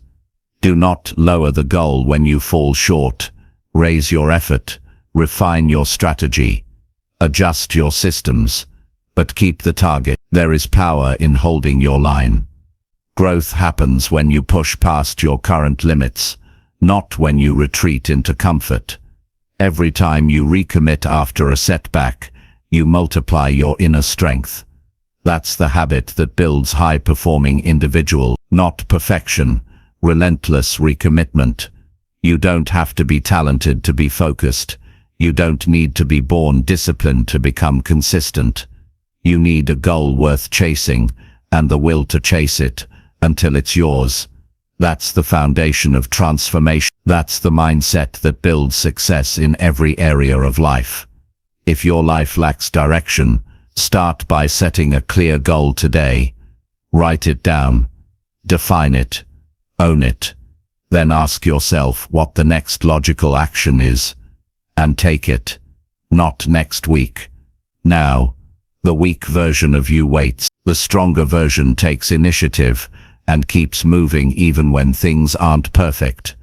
That version is built in the small decisions, repeated over time, with unwavering clarity and focus. Chapter 10. Cut toxic people and protect your mental energy. You can have all the right goals, all the right habits, and all the ambition in the world, but if your environment is filled with people who drain your energy, challenge your peace, and sabotage your mindset, you will keep hitting the same walls. Toxic people don't always look toxic on the surface. Sometimes they come disguised as friends, family, or even supportive voices. But pay attention to how you feel after spending time with them. If you walk away feeling smaller, confused, unmotivated, or emotionally heavy, you are likely dealing with someone who does not support your growth. The quality of the people you surround yourself with directly shapes the quality of your life. You cannot afford to ignore this. Toxic people are not just those who yell or create obvious conflict. They can be subtle. They can be passive-aggressive, constantly negative, manipulative, overly critical, or emotionally inconsistent. They can use guilt to control you, envy to compete with you, or silence to punish you. And over time, their presence eats away at your focus, your confidence, and your energy to improve. You don't need that around you when you are trying to rebuild yourself into someone stronger. You are not obligated to tolerate what destroys your peace. Just because someone has been around for years doesn't mean they deserve access to your time today. If someone consistently disrespects your boundaries, makes you doubt your worth, or interrupts your clarity, then it is your responsibility to take action. You can't control who others are, but you can absolutely control who you allow into your inner space. This is not cruelty, it is self-respect. Protecting your mental energy starts with recognizing that you are responsible for your emotional environment. Every conversation, every interaction, every connection leaves a mark. You have to be intentional about who gets to influence you. Spend time with people who speak with clarity, live with discipline, and value honesty. People who uplift you not by fake compliments but by challenging you to grow. That's the kind of energy that fuels change. Anything less than that is a distraction, no matter how familiar or comfortable it may feel. Cutting toxic people doesn't mean you create drama or confrontation. It means you slowly and silently shift your focus away from them. You stop over-explaining. You stop responding to manipulation. You stop giving your time to people who don't respect it. You reduce contact. You let their messages go unanswered. You pull your energy back without making noise. That's real strength. Quiet, deliberate boundaries that don't require permission or applause. Some people will not like your growth. Not because you've done anything wrong, but because your improvement makes them uncomfortable. They liked the version of you that stayed quiet, unsure, dependent, or stuck. The moment you begin to build discipline and confidence, they feel threatened. This has nothing to do with you, and everything to do with their inability to grow themselves. You have to be okay with losing people who refuse to rise with you. You do not need to explain your boundaries to people who violate them. Your mental energy is sacred. It is limited. Every ounce you give to the wrong person is an ounce you lose from building the life you want. Learn to say no with strength. Not no with guilt or apology, just no with peace. The people who truly care about your well-being will never make you feel bad for protecting your mental space. The ones who push back are often the ones who benefited from your lack of boundaries. As you grow, your standards must grow too. You cannot hold on to people from your past if they have no place in your future. Growth means elevation, and elevation often requires separation. This doesn't mean you become cold or arrogant. It means you become selective. You don't tolerate gossip, laziness, or drama. You don't pretend to laugh at jokes that insult your principles. You don't engage in conversations that lead nowhere. You stay focused, grounded, and clear on where you're going. Protecting your mental energy also means managing how you allow others to speak into your life. Not every opinion deserves attention. Not every comment deserves a response. Learn to filter voices. Who are they? Do they live with discipline? Do they lead by example? Do they reflect the mindset you're working to build? If the answer is no, then take their words lightly. Let them pass through like noise in the background. Only absorb what strengthens your clarity and focus. Sometimes the most toxic person is the one you keep making excuses for. You tell yourself, they're just going through something, or they don't mean it, or they've been in my life so long. But the truth is, none of that justifies the emotional damage they cause. Growth requires honesty. Be honest about how someone affects you. If they consistently leave you feeling drained, unsure, or unstable, that is not love, support, or loyalty. That is a sign to create distance. You also have to look inward. Are you tolerating toxic behavior because you are afraid of being alone? Because you are afraid of confrontation? Because you're addicted to approval? These are the deeper reasons that keep people stuck in draining relationships. The solution is not to blame others. It is to build the strength within yourself to walk away. That kind of strength only comes from knowing your worth and committing to peace over people-pleasing. As you protect your energy, you'll notice your mind getting quieter. Your decisions will feel clearer. Your days will feel lighter. You'll have more energy to build, more clarity to act, and more space to grow. Toxic people fog your vision. Once you remove them, you begin to see what's possible again. That's when real transformation begins, not when you add more to your life, but when you remove what never belonged there in the first place. Surround yourself with people who inspire discipline, who respect your boundaries, and who live with intention. People who don't drain you with drama but challenge you with action. Choose to be around those who sharpen your thinking, fuel your ambition, and remind you of your strength when you forget. That is the environment where real growth happens, not in chaos, but in calm. Not in noise, but in focus. You owe it to yourself to build a life that isn't constantly recovering from the damage of other people. You owe it to yourself to be around people who push you higher, not hold you back. And most of all, you owe it to yourself to live with peace of mind, not mental exhaustion. The people you allow in your life are either adding value or taking it away. Be ruthless about that line, because your mental energy is not endless, and your goals cannot afford to be drained by someone else's dysfunction. Start making those decisions today. Audit your environment. Pay attention to who lifts you and who drains you. Protect your mind the same way you would protect your body from harm. Guard it with intention. Filter access.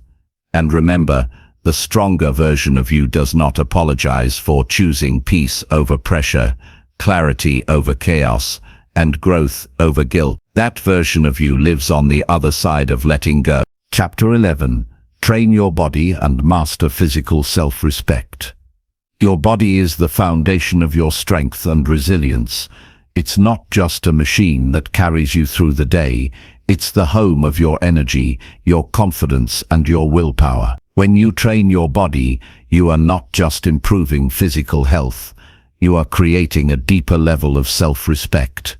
This respect comes from knowing that you are doing the hard work necessary to care for yourself, to build endurance, and to stand strong in every situation life throws your way. Physical training is a daily commitment, and it teaches lessons that go far beyond muscles and stamina. The way you treat your body reflects how you value yourself. Neglect, laziness, or abuse of your physical self sends a message deep into your subconscious that you don't deserve care or discipline. This slowly erodes your confidence and your ability to push through challenges. When you make a decision to train your body, you make a statement that your health matters, that your future matters, that your life deserves effort and respect. This shift in mindset is critical because it connects physical discipline with mental and emotional strength. Training your body doesn't require extreme workouts or complicated routines. It requires consistency and intention. Simple actions repeated daily create the foundation for strength. Walking, stretching, bodyweight exercises, or even intentional breathing are enough to begin the process. The key is to start where you are and commit to improvement, no matter how small. Progress builds momentum. Momentum builds belief. Belief builds the kind of self-respect that can never be taken away. Physical training is also a form of self-control. When you choose to exercise instead of scroll social media, eat nourishing food instead of junk, sleep on time instead of staying up late, you strengthen your ability to make decisions that serve your growth. Every choice you make to prioritize your body is a small victory over instant gratification. These victories add up and ripple into other areas of your life, creating a powerful cycle of discipline and achievement. Your body responds to what you ask of it. If you treat it like a temple, it grows stronger. If you treat it like an afterthought, it weakens. This isn't about vanity or appearance. It's about performance and respect. A trained body supports a trained mind. When you feel strong physically, you think clearer, react faster, and handle stress better. You carry yourself differently, upright, confident, ready. This physical presence changes how the world sees you, and more importantly, how you see yourself. Pain and discomfort are part of physical training, but they are not signs of failure. They are evidence of growth. When muscles burn, lungs tighten, or energy wanes, those are moments when you prove to yourself that you can handle more than you thought. Pushing through discomfort builds resilience that transfers directly into mental toughness. The habit of enduring physical challenge without quitting is one of the most reliable ways to build inner strength. Recovery is equally important. Training your body is not about constant punishment, it's about balance. Respecting rest, hydration, nutrition, and sleep allows your body to rebuild stronger. Ignoring recovery leads to burnout, injury, and loss of motivation. Mastering physical self-respect means listening to your body's signals and responding with care, not neglect or indulgence. This balance creates sustainability, which is essential for lifelong improvement. You must also understand that training your body is a journey without shortcuts. There are no quick fixes or magic pills. It requires patience, persistence, and an honest look at your current habits. If you've been inactive for years, starting small is not a weakness, it's wisdom. Setting unrealistic goals only sets you up for failure and disappointment. Respect your starting point, celebrate small wins, and focus on incremental progress. The cumulative effect of daily action is unstoppable. Physical training sharpens your discipline because it demands routine. When you make exercise a non-negotiable part of your day, you build a structure that supports all your other goals. This routine becomes a backbone for your willpower. It trains you to show up when you don't feel like it. It teaches you that commitment is more important than motivation. Motivation comes and goes, but discipline holds the line. Mastering physical self-respect also requires honesty about your habits and choices. This means facing difficult questions.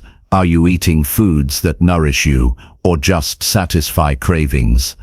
Are you moving enough or sitting too much? Are you prioritizing sleep or sacrificing it for convenience? The answers to these questions reveal how much respect you truly have for your body. Change begins with that brutal honesty.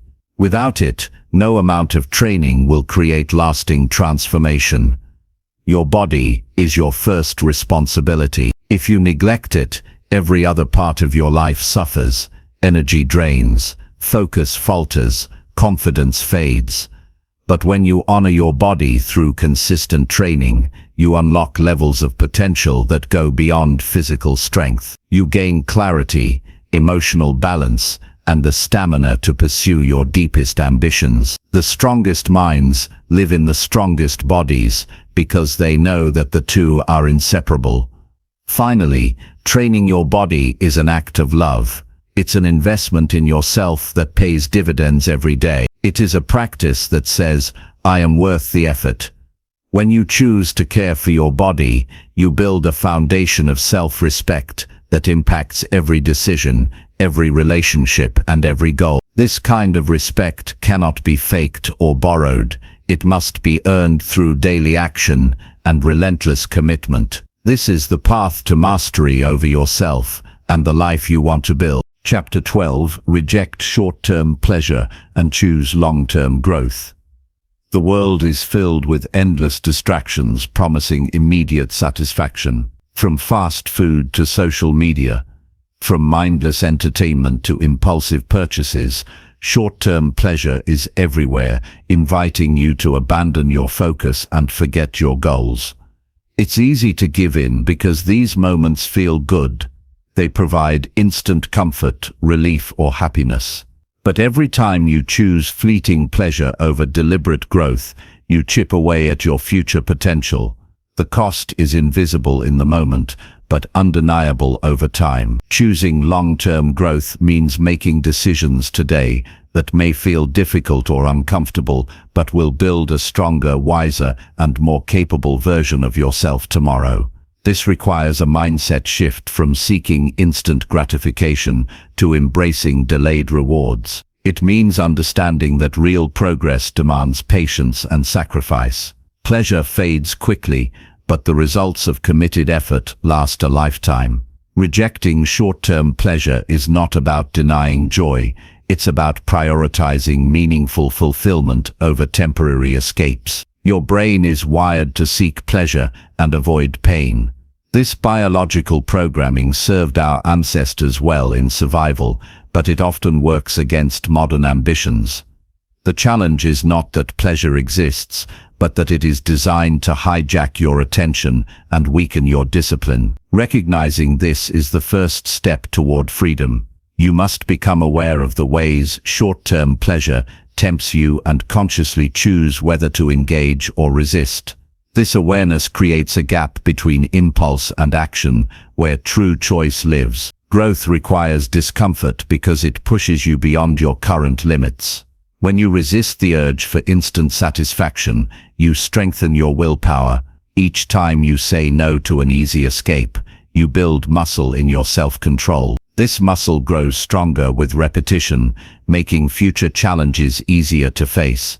Discipline is not about perfection, it's about consistency in choosing what serves your highest vision over what satisfies momentary desires. Many people confuse pleasure with happiness, but they are not the same. Pleasure is temporary and external. Happiness is deeper and internal. Real happiness comes from knowing you are progressing, learning and becoming the person you want to be.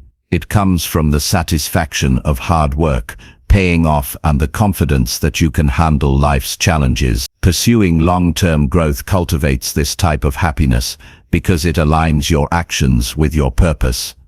Rejecting short-term pleasure often means setting clear boundaries with yourself. This can involve limiting social media use, avoiding junk food, sticking to a budget, or dedicating time to practice skills instead of watching TV. Boundaries protect your energy and focus. They create a framework within which growth becomes possible. Without boundaries, you drift into habits that prioritize comfort over challenge, and progress stalls. It's important to replace short-term pleasures with meaningful alternatives. When the urge to procrastinate or indulge hits, have a plan to redirect your energy.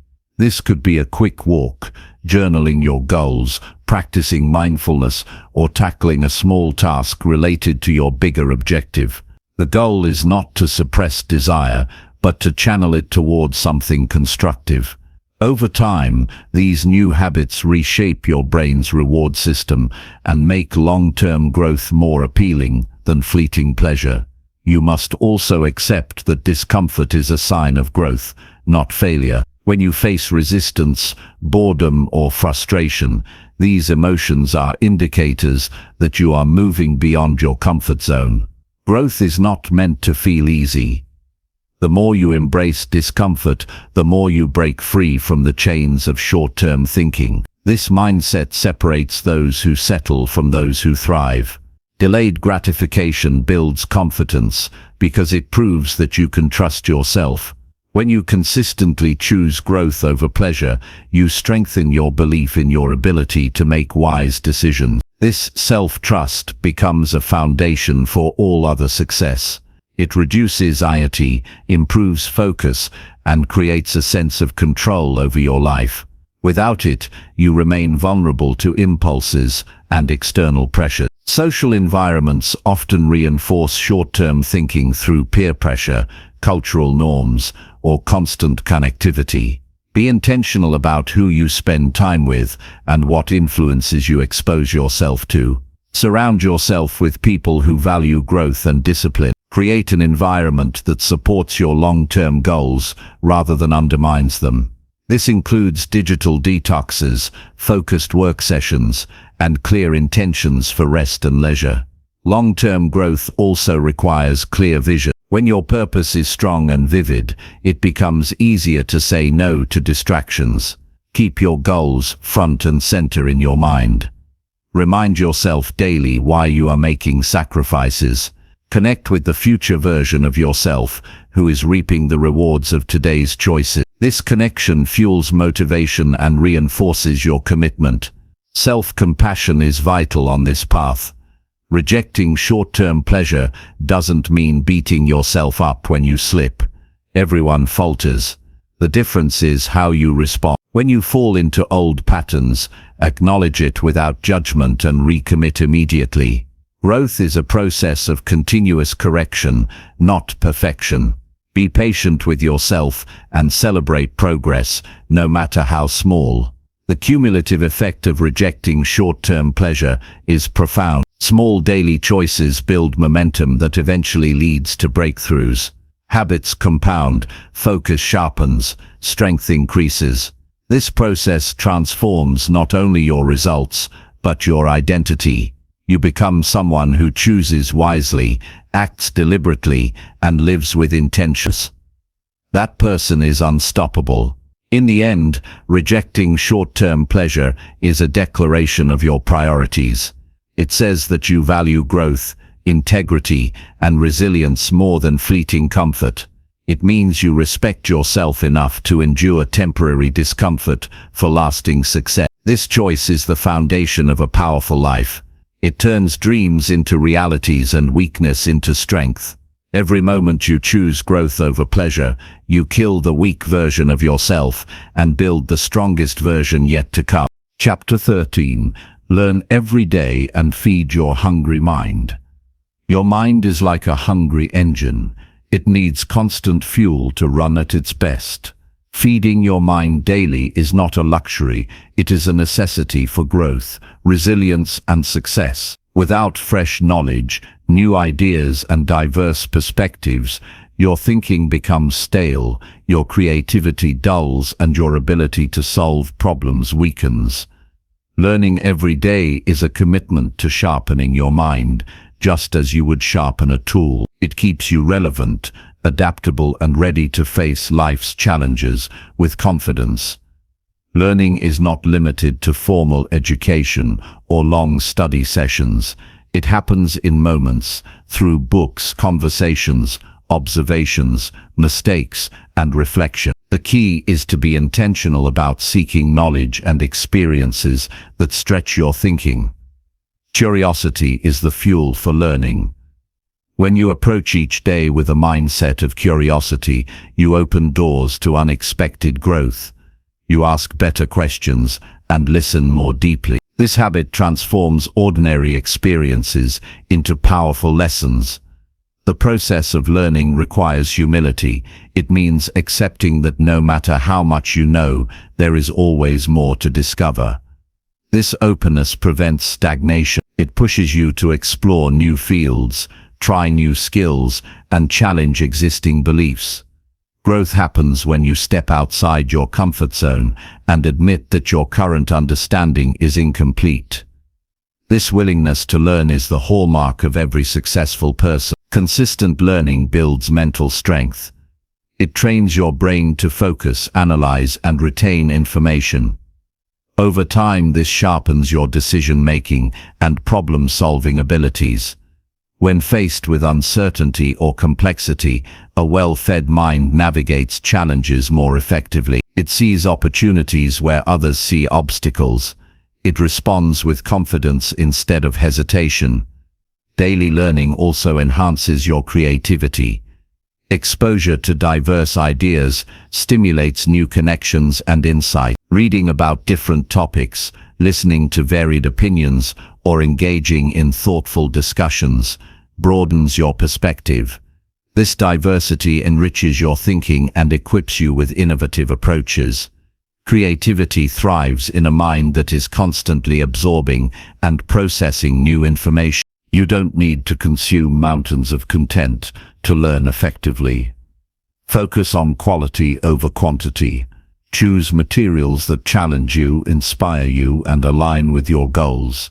This focused intake creates depth rather than surface-level knowledge. Reflect on what you learn and apply it to your life. Learning without action is wasted energy. Integration turns information into wisdom. Learning every day requires creating space and routines for it. Set aside dedicated time to read, listen, or practice new skills. Protect this time fiercely. Just as you would prioritize exercise or work, prioritize feeding your mind. Consistency turns learning into a habit. Habits create momentum. Momentum fuels progress. This chain reaction transforms your intellectual capacity and personal growth. Technology offers unprecedented access to knowledge, but it also brings distractions. Be selective about how and what you consume. Avoid mindless scrolling or superficial content that wastes time. Use digital tools deliberately. Subscribe to educational podcasts, follow thought leaders, or take online courses relevant to your growth. Guard your attention like a precious resource. Engage actively with what you learn. Take notes, ask questions, discuss ideas with others, or teach what you've absorbed. Active learning deepens understanding and retention. It moves knowledge from passive intake to dynamic use.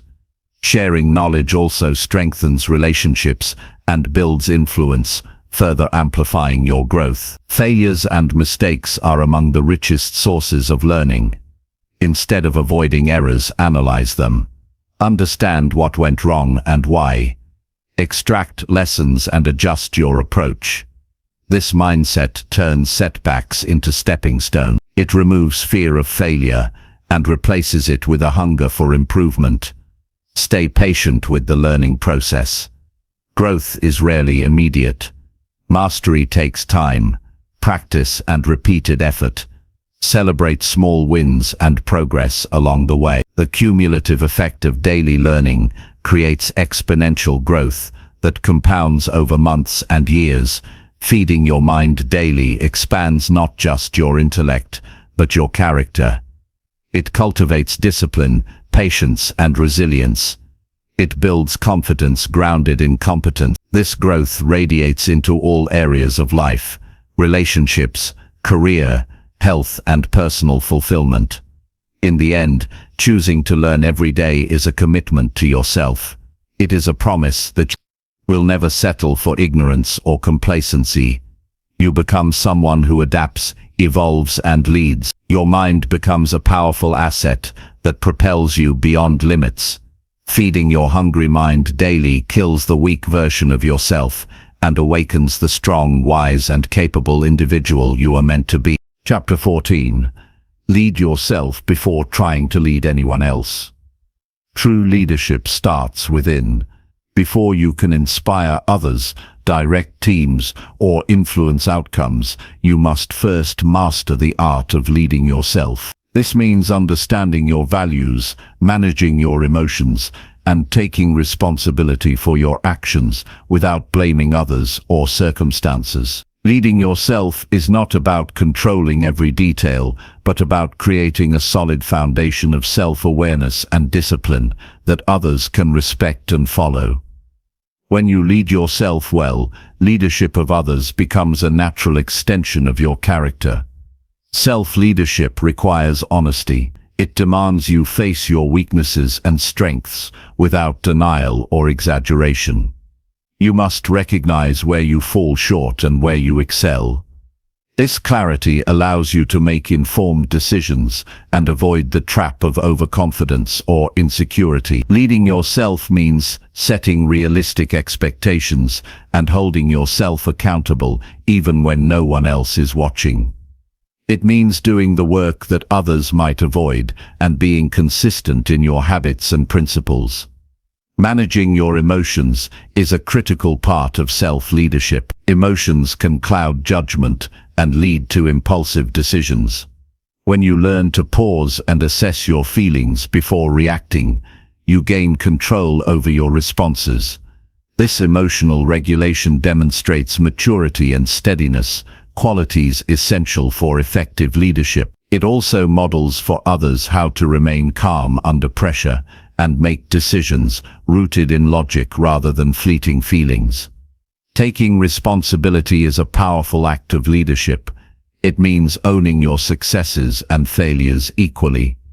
Avoiding blame creates trust in yourself and with others. When you admit mistakes and learn from them, you show strength, not weakness.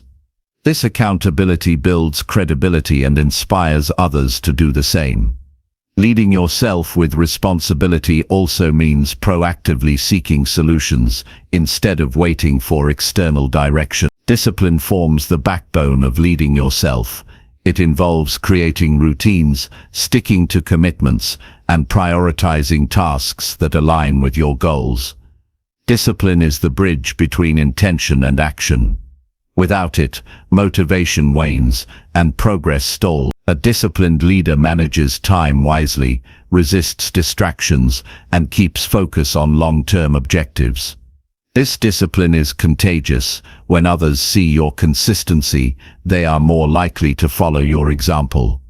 Self-leadership also means embracing continuous growth. A true leader never assumes they have all the answers.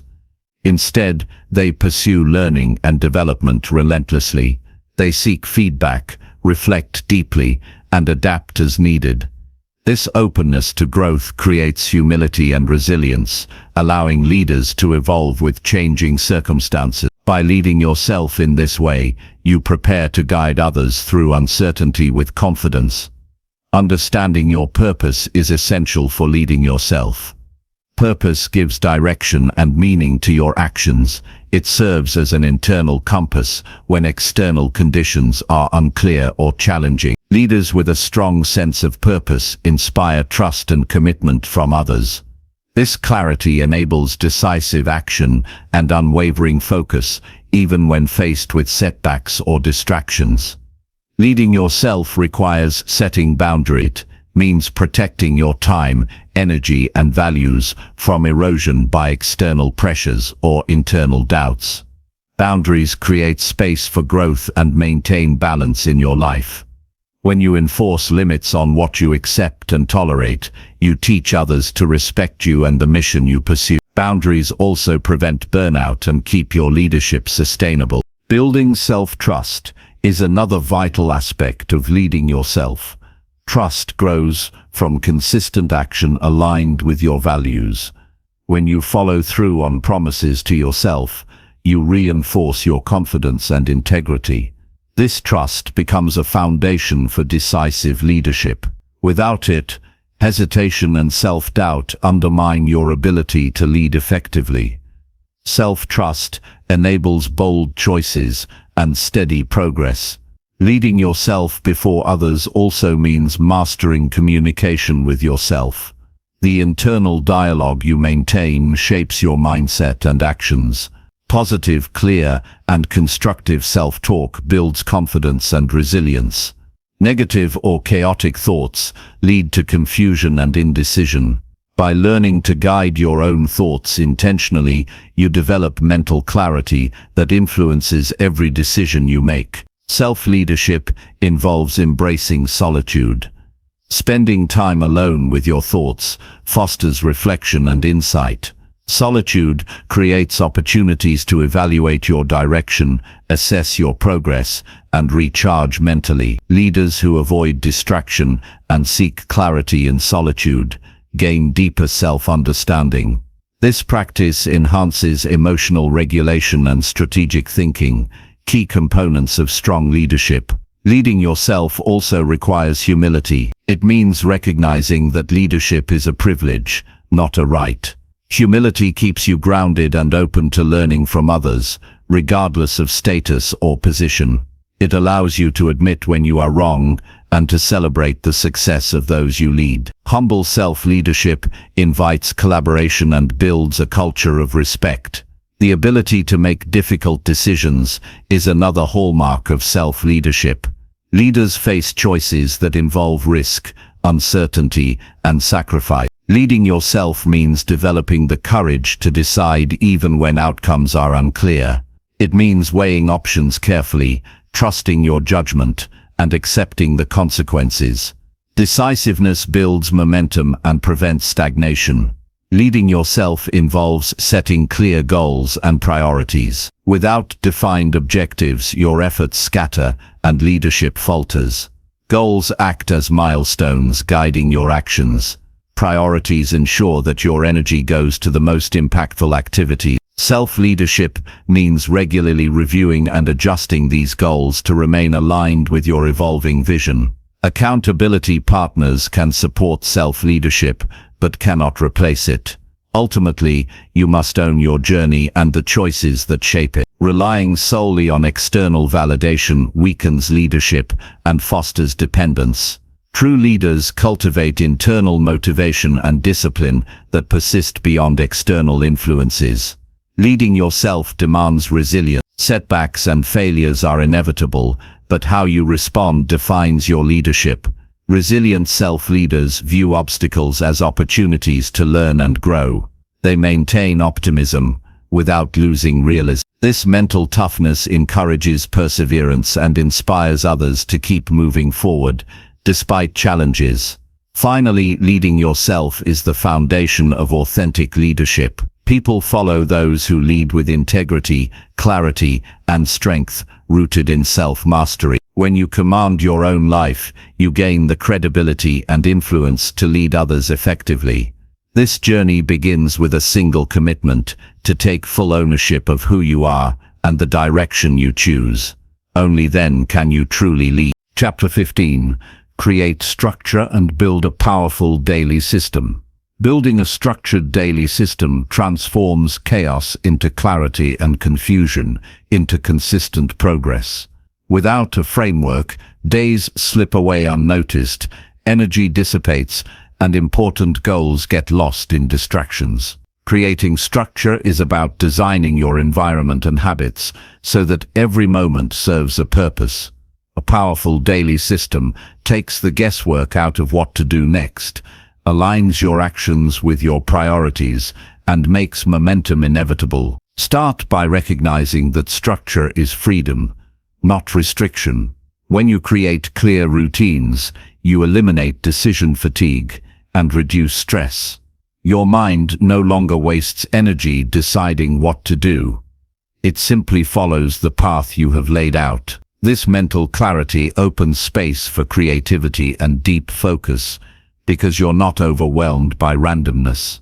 The discipline of a system brings peace, productivity, and power. The foundation of a daily system is intentional planning. Each day should begin with a clear understanding of what must be accomplished.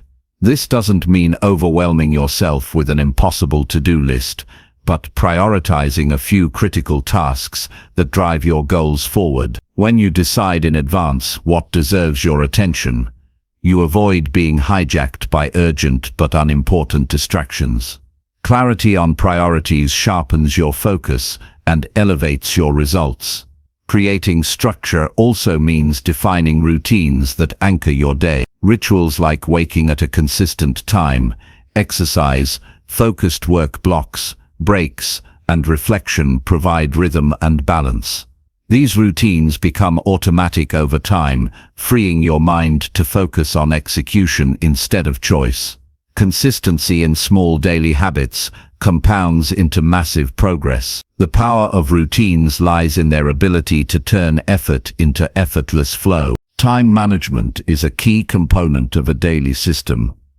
Allocate specific time slots for your tasks and guard them fiercely. Scheduling is not about rigidity, but about respect for your own time and goals. Treat your appointments with yourself as non-negotiable. Avoid multitasking. Focus on one task at a time to maximize efficiency and quality. Protect your energy by including periods for rest and recovery, ensuring you sustain high performance throughout the day. A powerful system also requires monitoring and adjustment. At the end of each day or week, review what worked and what didn't. Are you hitting your key tasks? Where are you losing time or focus? Use this feedback to refine your schedule and habits. Continuous improvement keeps your system aligned with your evolving goals and challenges. Flexibility within structure prevents stagnation and burnout. Eliminating distractions is crucial for maintaining structure. Identify the common interruptions that pull you away from your priorities: social media, unnecessary meetings, cluttered environments, and create barriers against them. Turn off notifications, designate a quiet workspace, and communicate your focused hours to those around you. Designing your environment to support concentration reduces friction and preserves your willpower. Automation and delegation amplify the power of your daily system. Find repetitive tasks that can be streamlined or outsourced, freeing your time for high-impact activities. Use technology wisely to schedule reminders, track progress, or organize information. Delegating tasks when possible not only lightens your load, but also develops trust and teamwork in your environment. A strong system includes space for learning and growth. Allocate time daily for activities that feed your mind and skills, such as reading, journaling, or practice. These moments build your capacity and creativity. When learning is part of your routine, growth becomes integrated into your lifestyle instead of an afterthought.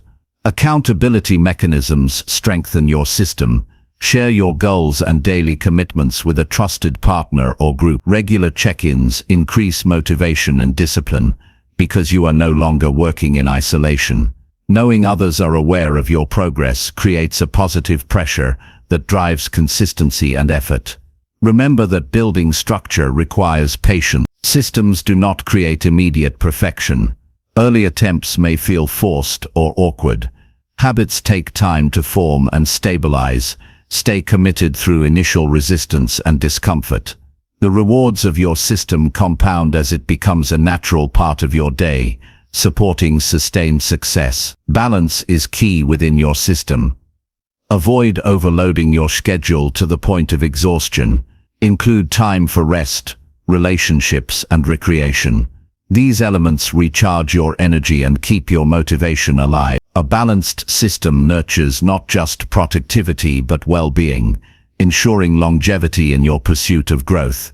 A well-crafted daily system sharpens your focus, improves your discipline, and maximizes your energy. It creates a container within which your best work and personal growth can flourish. Structure transforms intention into action and chaos into order.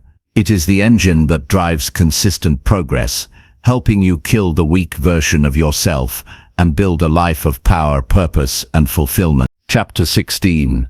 Do hard work even when no one is watching. True character reveals itself in the moments when no one is watching. The real test of commitment and strength lies in doing the hard work quietly, away from the spotlight or external validation. It is easy to show effort when praised, but true discipline requires pushing through when no applause or recognition is coming your way. This consistency shapes who you become. It builds a foundation of integrity that cannot be shaken by circumstances or opinions. Hard work done in solitude forms the backbone of all great achievements. The world often sees only the results, but behind every success story lies countless hours of unseen effort. This unseen work is where growth happens. It is where skills are honed, resilience is forged, and habits are built. Embracing this reality means shifting your focus from external approval to internal standards. When your motivation comes from within, your actions become sustainable and authentic. Avoiding shortcuts and excuses even when no one watches is an act of self-respect. It shows that you value your goals and your potential more than momentary comfort. This mindset trains you to rise above laziness and distraction. It builds a mental toughness that carries you through obstacles. The work you do in private becomes a silent promise to yourself that you will not settle for less. Accountability is strongest when it starts with you. Relying solely on others to push or recognize you weakens your independence. Leading yourself means cultivating the habit of doing what needs to be done regardless of external pressures. This self-leadership creates a reliable internal drive that fuels long-term success. The discipline of working hard without witnesses develops confidence and self-trust. The hardest work often feels unrewarding in the moment. Repetitive tasks, practice, or preparation may seem boring or frustrating. But this is the price of mastery. Understanding that effort without immediate reward is a necessary step helps maintain focus. Each small action builds toward a larger purpose. The patience to endure this process separates those who achieve lasting results from those who give up early. Consistency in unseen work compounds over time.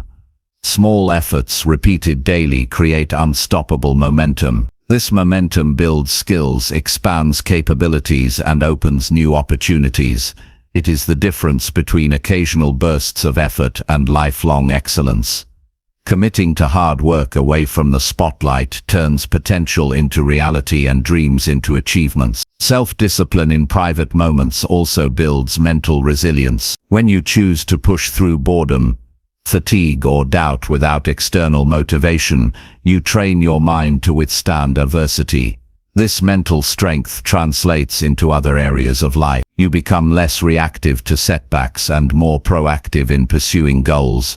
The habit of showing up when it's difficult strengthens your overall character. Working hard without watching eyes teaches humility. It reminds you that success is rarely flashy or instant. It is grounded in daily effort and quiet persistence. This humility fosters patience and a long-term perspective. It helps avoid entitlement or arrogance and keeps you focused on continuous improvement. Effort done in solitude cultivates focus. When distractions and external opinions fade, you can give your full attention to the task. This deep work produces higher quality outcomes and faster progress. Protecting this focus requires discipline to eliminate interruptions and create a supportive environment. The ability to concentrate on hard work without recognition is a rare and valuable skill. Doing hard work unseen builds integrity. It aligns your actions with your values and commitments. When you act with integrity, you build trust in yourself and with others. This trust forms the foundation for leadership and influence. People respect those who demonstrate consistency and honor their promises, regardless of visibility. The habit of working hard in private is a form of self-love. It reflects belief in your own potential and worthiness. This belief motivates you to invest time and energy in growth. It affirms that your goals matter even when progress feels slow or invisible. Self-love through discipline strengthens your resilience and self-esteem. This commitment requires setting clear goals and breaking them into manageable tasks. Knowing what needs to be done helps maintain direction and motivation. It prevents drifting into aimless effort. Clarity combined with private hard work accelerates results and deepens satisfaction. Reflection enhances the value of unseen hard work. Regularly reviewing your progress and challenges helps you stay aligned with your vision. It allows adjustments and learning from mistakes. Reflection also renews motivation by connecting daily effort to meaningful outcomes. This connection makes the unseen labor feel purposeful and rewarding. Avoid comparing your private efforts with others' public successes. Everyone has a unique journey with unseen struggles. Focus on your own path and progress. This focus reduces frustration and fosters patience. It keeps you committed to your standards rather than external benchmark.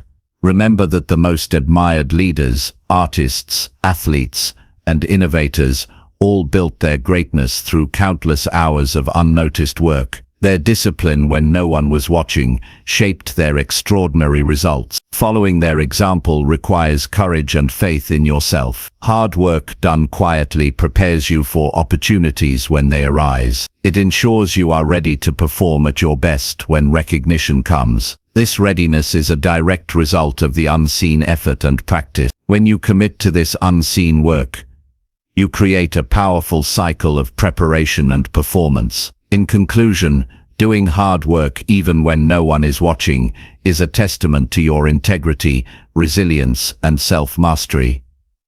It separates those who merely dream from those who achieve. It builds confidence, trust, and momentum that propel you toward your highest goals. Embracing this truth kills the weak version of yourself and awakens the disciplined, committed, and unstoppable force within. Chapter 17.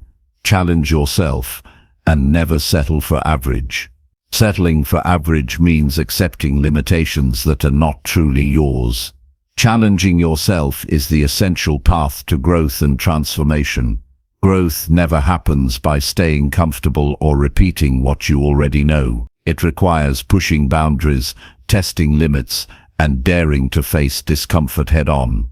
When you commit to challenge yourself, you break free from mediocrity and tap into your highest potential. Challenge fuels progress. It forces you to stretch skills, expand your mindset, and develop resilience. Without challenge, the mind and body stagnate. They settle into patterns that maintain the status quo, but never lead to real change. By stepping into difficulty regularly, you create opportunities for learning and improvement. Challenge is not a barrier, but a gateway to strength. Never settling for average means setting high standards for yourself in every area of life. Average is the enemy of excellence. It's the comfort zone disguised as a safe place. While average may feel familiar, it slowly erodes your ambition and dulls your spirit. Excellence requires refusing to accept less than your best effort and continuously raising your expectations. This refusal builds discipline and fuels relentless pursuit of growth. Challenging yourself demands courage. Fear often holds people back from pushing beyond their limits. Fear of failure, rejection, or discomfort convinces the mind to stay safe. Yet, courage is not the absence of fear, but the choice to act despite it. When you face fear and challenge head-on, you gain confidence and develop mental toughness. Each challenge overcome strengthens your belief in what you are capable of achieving. Growth comes from intentional discomfort. Seeking challenges means embracing situations that feel uncomfortable because they require effort and change. This discomfort signals progress, not failure. When you welcome discomfort, you build resilience and adaptability. This readiness prepares you for unexpected obstacles and opportunities alike. Avoiding discomfort guarantees stagnation. Embracing it ignites transformation. Setting ambitious goals is a practical way to challenge yourself. Goals that push your limits require new skills and strategies. They force you to develop habits that support progress. Ambitious goals create excitement and focus, motivating you to persist through difficulties. Without clear goals, challenges become random struggles. With goals, challenges become purposeful steps toward achievement. Challenging yourself includes seeking feedback and criticism. Honest feedback exposes blind spots and areas for improvement. It can be uncomfortable but is essential for growth. Welcoming critique requires humility and openness. Leaders and achievers use feedback as a tool to sharpen their skills and refine their approach. This willingness to learn from others accelerates progress. Consistently challenging yourself also means embracing failure as a necessary part of the journey. Failure is not a reflection of your worth, but a signal that you are stretching beyond current limits. Each failure offers lessons and insights that build experience and wisdom. When you reframe failure as feedback, you remove its power to discourage and instead use it to propel forward. Challenge enhances creativity. When faced with obstacles, your mind must find new ways to solve problems.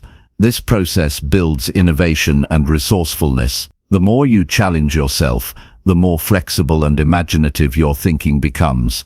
Creativity flourishes in environments where limits are tested and new paths explored. Never settling for average requires persistence. Progress is often slow and uneven. Challenges will sometimes overwhelm you or tempt you to give up. Persistence means staying committed to your path, despite setbacks or delays. It's the steady effort over time that creates lasting change. This perseverance distinguishes those who succeed from those who quit. A growth mindset is key to embracing challenge. Believing that abilities can be developed through effort opens you to learning and improvement. A fixed mindset, on the other hand, sees challenges as threats and abilities as static. Cultivating a growth mindset transforms obstacles into opportunities and failure into progress. This mental shift empowers you to approach challenges with curiosity and determination. Challenging yourself requires surrounding yourself with people who inspire and push you. Your environment influences your beliefs and actions. When you associate with high achievers and those who value growth, you are motivated to rise to their level. Positive peer pressure can challenge complacency and raise your standards. Avoid environments that promote comfort at the expense of growth. Reflection supports challenging yourself by helping you understand your progress and setbacks. Regularly reviewing your actions and results provides insight into what works and what needs change. This awareness enables smarter, more targeted challenges. Reflection also renews motivation by connecting your efforts to your larger purpose and vision. Balancing challenge with self-care is vital. Pushing yourself relentlessly without rest leads to burnout. Challenge should stretch you, not break you. Prioritize recovery, healthy habits, and mental wellness to sustain growth over time. When you care for your body and mind, you maintain the energy and focus needed to face ongoing challenges. Challenging yourself reshapes identity. As you accomplish difficult tasks and overcome obstacles, you begin to see yourself as capable, strong, and worthy. This new self-image fuels further growth and ambition. Identity built on challenge and achievement creates a virtuous cycle that propels you beyond average. Success demands breaking free from comfort and complacency. Challenge is the engine of transformation. By pushing beyond easy limits, you unlock your potential and build a life of meaning and accomplishment. Settling for average sacrifices your true capacity. Refuse to accept less than you are capable of becoming. Challenge yourself daily and never stop climbing toward your best self. Chapter 18. Take bold action and stop waiting for motivation. Waiting for motivation to arrive before taking action is a trap that keeps many stuck in place. Motivation is unpredictable and often fleeting. Relying on it as the spark to start or continue your journey sets you up for inconsistency and disappointment. Bold action does not wait for perfect feelings or ideal circumstances. It is a deliberate choice to move forward regardless of how motivated or inspired you feel. When you take bold action, you create momentum that fuels motivation rather than waiting for motivation to create momentum. Bold action requires embracing uncertainty and risk. It means stepping outside comfort zones and confronting fears directly. Often the fear of failure or judgment causes hesitation. Recognizing that no action is guaranteed to succeed frees you to try anyway. Boldness is not reckless, but calculated courage. It's the willingness to start imperfectly and improve along the way. This mindset shifts your energy from paralysis to progress. Taking bold action transforms abstract goals into tangible results. Ideas and plans remain dreams without action. Every small step forward builds confidence and capability. Action exposes what works and what needs adjustment. It reveals new opportunities and possibilities that are invisible from inaction. When you act boldly, you generate feedback that sharpens your approach and increases effectiveness. Waiting for motivation often leads to procrastination. Tasks pile up, opportunities pass, and regrets accumulate. This cycle breeds frustration and self-doubt. Breaking free means deciding that the moment to act is now. Starting before you feel ready creates a powerful psychological shift. Momentum builds with each completed step, reducing resistance and increasing enthusiasm. The first move is often the hardest but also the most transformative. Bold action requires clarity on your priorities and values. Knowing what matters most directs your energy effectively. When your actions align with your deeper purpose, they feel meaningful even if motivation fluctuates. This alignment sustains commitment during difficult times. It roots your boldness in conviction rather than fleeting emotion. Small, consistent actions can be bold when they push your limits. Boldness is not only grand gestures, but also persistent effort in everyday tasks. Choosing to focus deeply, persist through obstacles, or speak up despite discomfort are acts of courage. These daily choices accumulate into major breakthroughs over time. Boldness is a habit cultivated through repeated intentional actions. Accountability accelerates bold action. Sharing your goals and commitments with trusted individuals increases pressure to follow through. This external support reduces excuses and builds momentum. Accountability partners can provide encouragement and honest feedback. This network strengthens your resolve and helps maintain action when motivation wanes. Fear of failure often blocks boldness. Reframing failure as learning rather than defeat removes this barrier. Every setback offers insight and growth. Embracing failure as part of the process encourages experimentation, risk-taking. When you stop fearing failure, you open the door to innovation and breakthrough. Preparation supports bold action by reducing uncertainty. Planning steps, gathering resources, and anticipating challenges create confidence. This preparation does not guarantee success but reduces obstacles. When you prepare wisely, bold moves become calculated steps rather than blind leaps. This balance of courage and planning increases the likelihood of positive outcomes. Bold action builds self-trust. Each decision to act, despite doubts, reinforces your belief in your own capabilities. This trust grows your inner strength and resilience. Over time, you develop a reliable internal drive that sustains effort through ups and downs. Self-trust fuels a cycle of boldness and achievement. Embracing discomfort is necessary for bold action. Growth lies beyond ease and certainty. Choosing action over comfort strengthens your capacity to handle adversity. This acceptance of discomfort deepens mental toughness and adaptability. Bold people learn to welcome challenge rather than avoid it. Bold action inspires others. When you take decisive steps, you become a model of courage and possibility. Your example encourages those around you to overcome their own fears and hesitation. This ripple effect multiplies impact beyond your individual effort. Leading through action influences communities and creates positive change. Reflection enhances the power of bold action. Regularly assess your progress, challenges, and lessons learned. This practice increases self-awareness and sharpens decision-making. Reflection connects daily actions to long-term vision, reinforcing motivation and purpose. It allows you to celebrate wins and course-correct when necessary. Bold action requires letting go of perfectionism.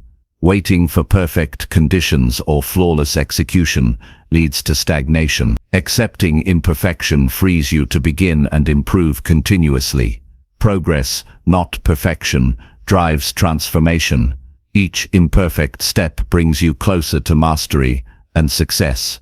Mindset shifts unlock boldness. Replacing doubts with empowering beliefs expands your possibilities. Affirming your ability to handle challenges builds confidence. Visualizing success strengthens resolve. Cultivating optimism fuels sustained effort. Your mindset sets the tone for your actions. Bold action demands commitment. It is a daily choice to push beyond excuses and hesitation. Commitment anchors you through setbacks and distractions. It transforms good intentions into consistent effort. This steady dedication shapes habits and character. Prioritizing bold action over waiting changes your relationship with time. You recognize the urgency of the present moment. Procrastination gives way to intentional use of time. You create opportunities instead of passively hoping for them. This shift leads to greater productivity and fulfillment. Bold action balances courage with wisdom. It involves taking risks but also evaluating consequences. Wise boldness integrates confidence with discernment. It avoids reckless impulsivity and embraces thoughtful decisiveness. This balance enhances effectiveness and sustainability. Taking bold action rewires your brain for success. Repeated courageous choices build neural pathways that make boldness easier over time. This neuroplasticity strengthens habits of initiative and persistence. The more you act boldly, the more natural it becomes. In the end, waiting for motivation keeps you stuck in a cycle of inaction and regret. Bold action breaks this cycle by choosing to move forward despite uncertainty and fear. This choice transforms you from a passive dreamer into an active creator of your life. Taking bold action is the key to killing the weak version of yourself and stepping into your full power. Chapter 19. Reflect deeply and upgrade your standards regularly. Deep reflection is the key to personal evolution. Without pausing to honestly evaluate your actions, mindset and progress, growth becomes random and shallow. Reflection brings clarity and understanding, allowing you to see where you are, how far you've come, and what still needs improvement. It transforms experience into wisdom by encouraging you to analyze outcomes and learn from them. Regular reflection builds self-awareness, the foundation for meaningful change. Upgrading your standards means raising the expectations you hold for yourself in every area of life. Standards shape your decisions, behaviors, and ultimately your identity. When standards are low, complacency sets in, and mediocrity thrives. By consciously raising your standards, you challenge yourself to grow beyond old limits and embrace new possibilities. Higher standards fuel ambition, discipline, and resilience. Reflection and upgrading standards work hand in hand. As you reflect on your current habits and results, you recognize where you have settled or compromised. This awareness pushes you to elevate your expectations. Each new standard becomes a target for action and growth. This cycle keeps you moving forward, preventing stagnation and encouraging continuous improvement. Taking time for deep reflection requires creating quiet, uninterrupted space. This may mean journaling, meditating, or simply sitting in stillness. The goal is to slow down your mind and observe your thoughts, feelings, and behaviors without judgment. Such clarity helps you uncover patterns, strengths, and weaknesses that are often invisible in the rush of daily life. Reflection is an act of self-honesty and courage. During reflection, ask yourself tough questions. Are my actions aligned with my values and goals? Where have I been holding myself back? What habits or beliefs no longer serve me? What successes am I proud of, and what can I learn from failures? Honest answers to these questions guide you toward meaningful adjustments. Reflection is not about self-criticism, but about constructive evaluation. Upgrading your standards often requires discomfort. It means refusing to settle for past achievements or easy routine. This discomfort signals growth and challenges you to stretch beyond comfort zones. When you raise standards, you might face resistance from your own doubts or external influences. Pushing through this resistance builds mental toughness and strengthens commitment to your vision. Clear, specific standards are easier to uphold than vague goals. Define what excellence looks like in your actions, mindset, and relationships. For example, instead of saying I want to work harder, specify I will dedicate 2 focused hours daily to skill development. Concrete standards create measurable benchmarks that track progress. This clarity empowers you to take consistent, purposeful action. Reflection reveals the importance of flexibility when upgrading standards. Life circumstances and priority evolve, and your standards should adapt accordingly. Flexibility does not mean lowering standards, but adjusting them to fit new context wisely. This dynamic approach prevents burnout and keeps growth sustainable. Reflection allows you to assess whether your standards remain realistic and motivating. Upgrading standards also applies to your environment. Surround yourself with people who embody the values and excellence you aspire to. Their influence raises your expectations and provides support for your growth. Likewise, create physical and mental spaces that encourage focus, creativity, and discipline. Your environment should reflect and reinforce your elevated standards. Celebrate progress during reflection. Recognizing achievements, even small ones, builds motivation and confidence. Gratitude for growth encourages continued effort and optimism. Celebration balances the challenge of raising standards with positive reinforcement. It reminds you that growth is a journey with milestones worth honoring. Reflection helps identify limiting beliefs that lower standards. These internal stories can sabotage effort and diminish confidence. Awareness of such beliefs enables you to challenge and replace them with empowering thoughts. Upgrading your mindset is essential to sustaining higher standards. Belief in your potential fuels discipline and ambition. Regularly upgrading your standards keeps you aligned with your evolving vision. As you grow, what once seemed ambitious becomes insufficient. New goals and behaviors are necessary to maintain momentum. This continuous renewal prevents complacency and keeps your journey dynamic and engaging. Reflection also sharpens decision-making. By understanding past choices and outcomes, you make wiser future decisions. Better decisions accelerate progress and reduce setbacks. This clarity creates a positive feedback loop that strengthens growth. Commit to a schedule for reflection and upgrading standards. Consistency builds the habit and embeds these practices into your lifestyle, whether weekly, monthly, or quarterly. Regular reflection sessions anchor your growth rhythm. This discipline ensures that your evolution remains intentional and focused. Upgrading your standards impacts all areas of life: health, relationships, work, and personal development. Holistic growth creates balance and fulfillment. Setting high standards in one area while neglecting others leads to imbalance. Reflection helps maintain harmony across life domains. Reflection fosters humility by revealing both strengths and areas for improvement. Humility opens you to learning and collaboration. It prevents arrogance and complacency that hinder growth. Embracing humility enhances resilience and adaptability. Elevated standards cultivate self-respect and integrity.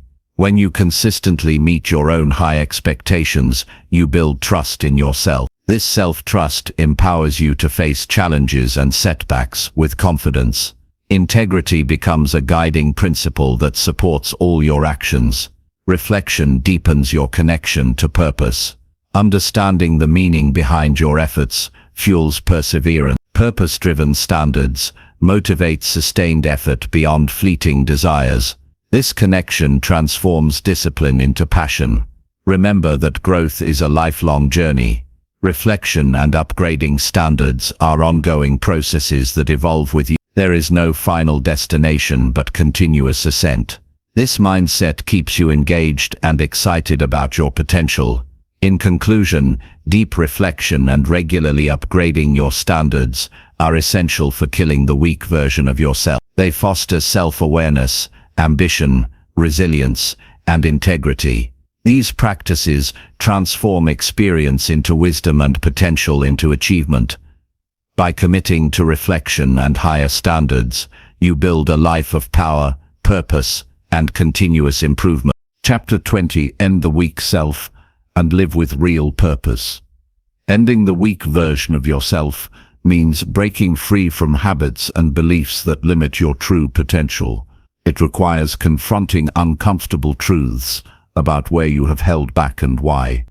This process demands courage and honesty because it asks you to let go of familiar but harmful patterns. The weak self clings to excuses, fears, and avoidance. To live with real purpose, you must dismantle these barriers and rebuild from a foundation of strength, clarity, and commitment. Real purpose comes from understanding what truly matters to you beyond superficial desires or external approval. It is rooted in values that guide your decisions and fuel your actions consistently. Living with purpose brings meaning to daily efforts and aligns your energy with goals that matter. Without purpose, even success can feel hollow and unfulfilling.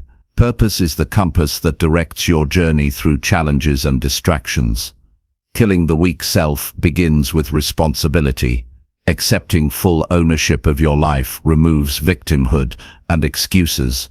Responsibility empowers you to take control of your actions and outcomes. This mindset shifts power back into your hands and dissolves feelings of helplessness. It invites proactive behavior rather than reactive responses. Transforming your identity is central to ending the weak self. Identity is shaped by repeated thoughts, choices, and behaviors. Changing who you are means consistently acting in ways that reflect strength, discipline, and authenticity. Each decision to act with integrity and courage rewires your sense of self. Over time, your identity evolves from weak and reactive to strong and intentional. Purpose requires clarity. Defining your mission and vision provides a roadmap for your life. This clarity filters distractions and helps prioritize effort. Without clear purpose, energy dissipates in scattered actions. When you know what you stand for and where you want to go, your motivation becomes intrinsic and unwavering. Living purposefully demands discipline. It means committing to actions aligned with your goals, even when motivation fades or obstacles arise. Discipline bridges the gap between intention and achievement. It transforms vision into reality by enforcing consistent habits. Without discipline, purpose remains a vague idea rather than a lived experience. Emotional mastery is essential in killing the weak self. The weak version is ruled by impulses, fears, and doubts. Developing emotional resilience allows you to navigate setbacks and discomfort with composure. This mastery prevents destructive patterns like avoidance or self-sabotage. When emotions serve rather than control you, decisions become deliberate and empowering. Surrounding yourself with supportive influences strengthens your transformation. Relationships shape beliefs and behaviors. Aligning with people who embody strength and purpose creates a positive feedback loop. These connections inspire, challenge, and hold you accountable. Removing toxic influences frees energy and reinforces your new identity. Purposeful living requires ongoing growth. The journey does not end once the weak self is killed. Continuous learning, self-reflection, and upgrading standards are necessary to maintain and deepen strength. Growth keeps you adaptable and ready for new challenges. It prevents complacency and fuels lifelong fulfillment. Sacrifices are part of ending the weak self. Letting go of instant gratification, comfort zones, and limiting attachments creates space for new possibilities. These sacrifices are investments in your future strength and purpose. Embracing them requires a long-term mindset focused on legacy and impact. Taking bold action cements your break from weakness. Purpose without action is powerless. Every step taken in alignment with your values strengthens your resolve. Boldness signals commitment to yourself and your mission. It builds momentum and confidence that sustain progress. Self-compassion supports this transformation. Rejecting the weak self does not mean harsh judgment or denial of past mistakes. Instead, it involves kindness and forgiveness as you grow. Self-compassion balances accountability with encouragement. It nurtures resilience by preventing burnout and despair. Living with real purpose creates profound satisfaction. It fills life with significance and direction. Purpose transforms challenges into opportunities and setbacks into lessons. It inspires daily effort and perseverance. This fulfillment anchors happiness beyond fleeting pleasures. Authenticity is the core of purpose. The weak self often hides behind masks to avoid vulnerability or rejection. Ending weakness means embracing your true self fully. Authenticity builds deeper connections and aligns actions with inner truth. It frees energy wasted on pretense. Purpose influences all aspects of life, including relationships, career, health, and personal growth. It creates harmony by aligning choices with core values. This integration reduces internal conflict and increases peace. Purposeful alignment generates lasting success and well-being. Mindset is critical to sustaining purposeful living. Believing in your worthiness and ability fuels perseverance. Positive beliefs overcome doubt and setbacks. A growth mindset embraces challenges as opportunities. This outlook empowers you to evolve continuously. Reflection enhances purposeful living by connecting daily actions to long-term meaning. Regularly assessing progress and intentions refines your path. Reflection renews motivation and ensures alignment. It cultivates gratitude for growth and learning. Purpose demands patience. Transformation takes time and consistent effort.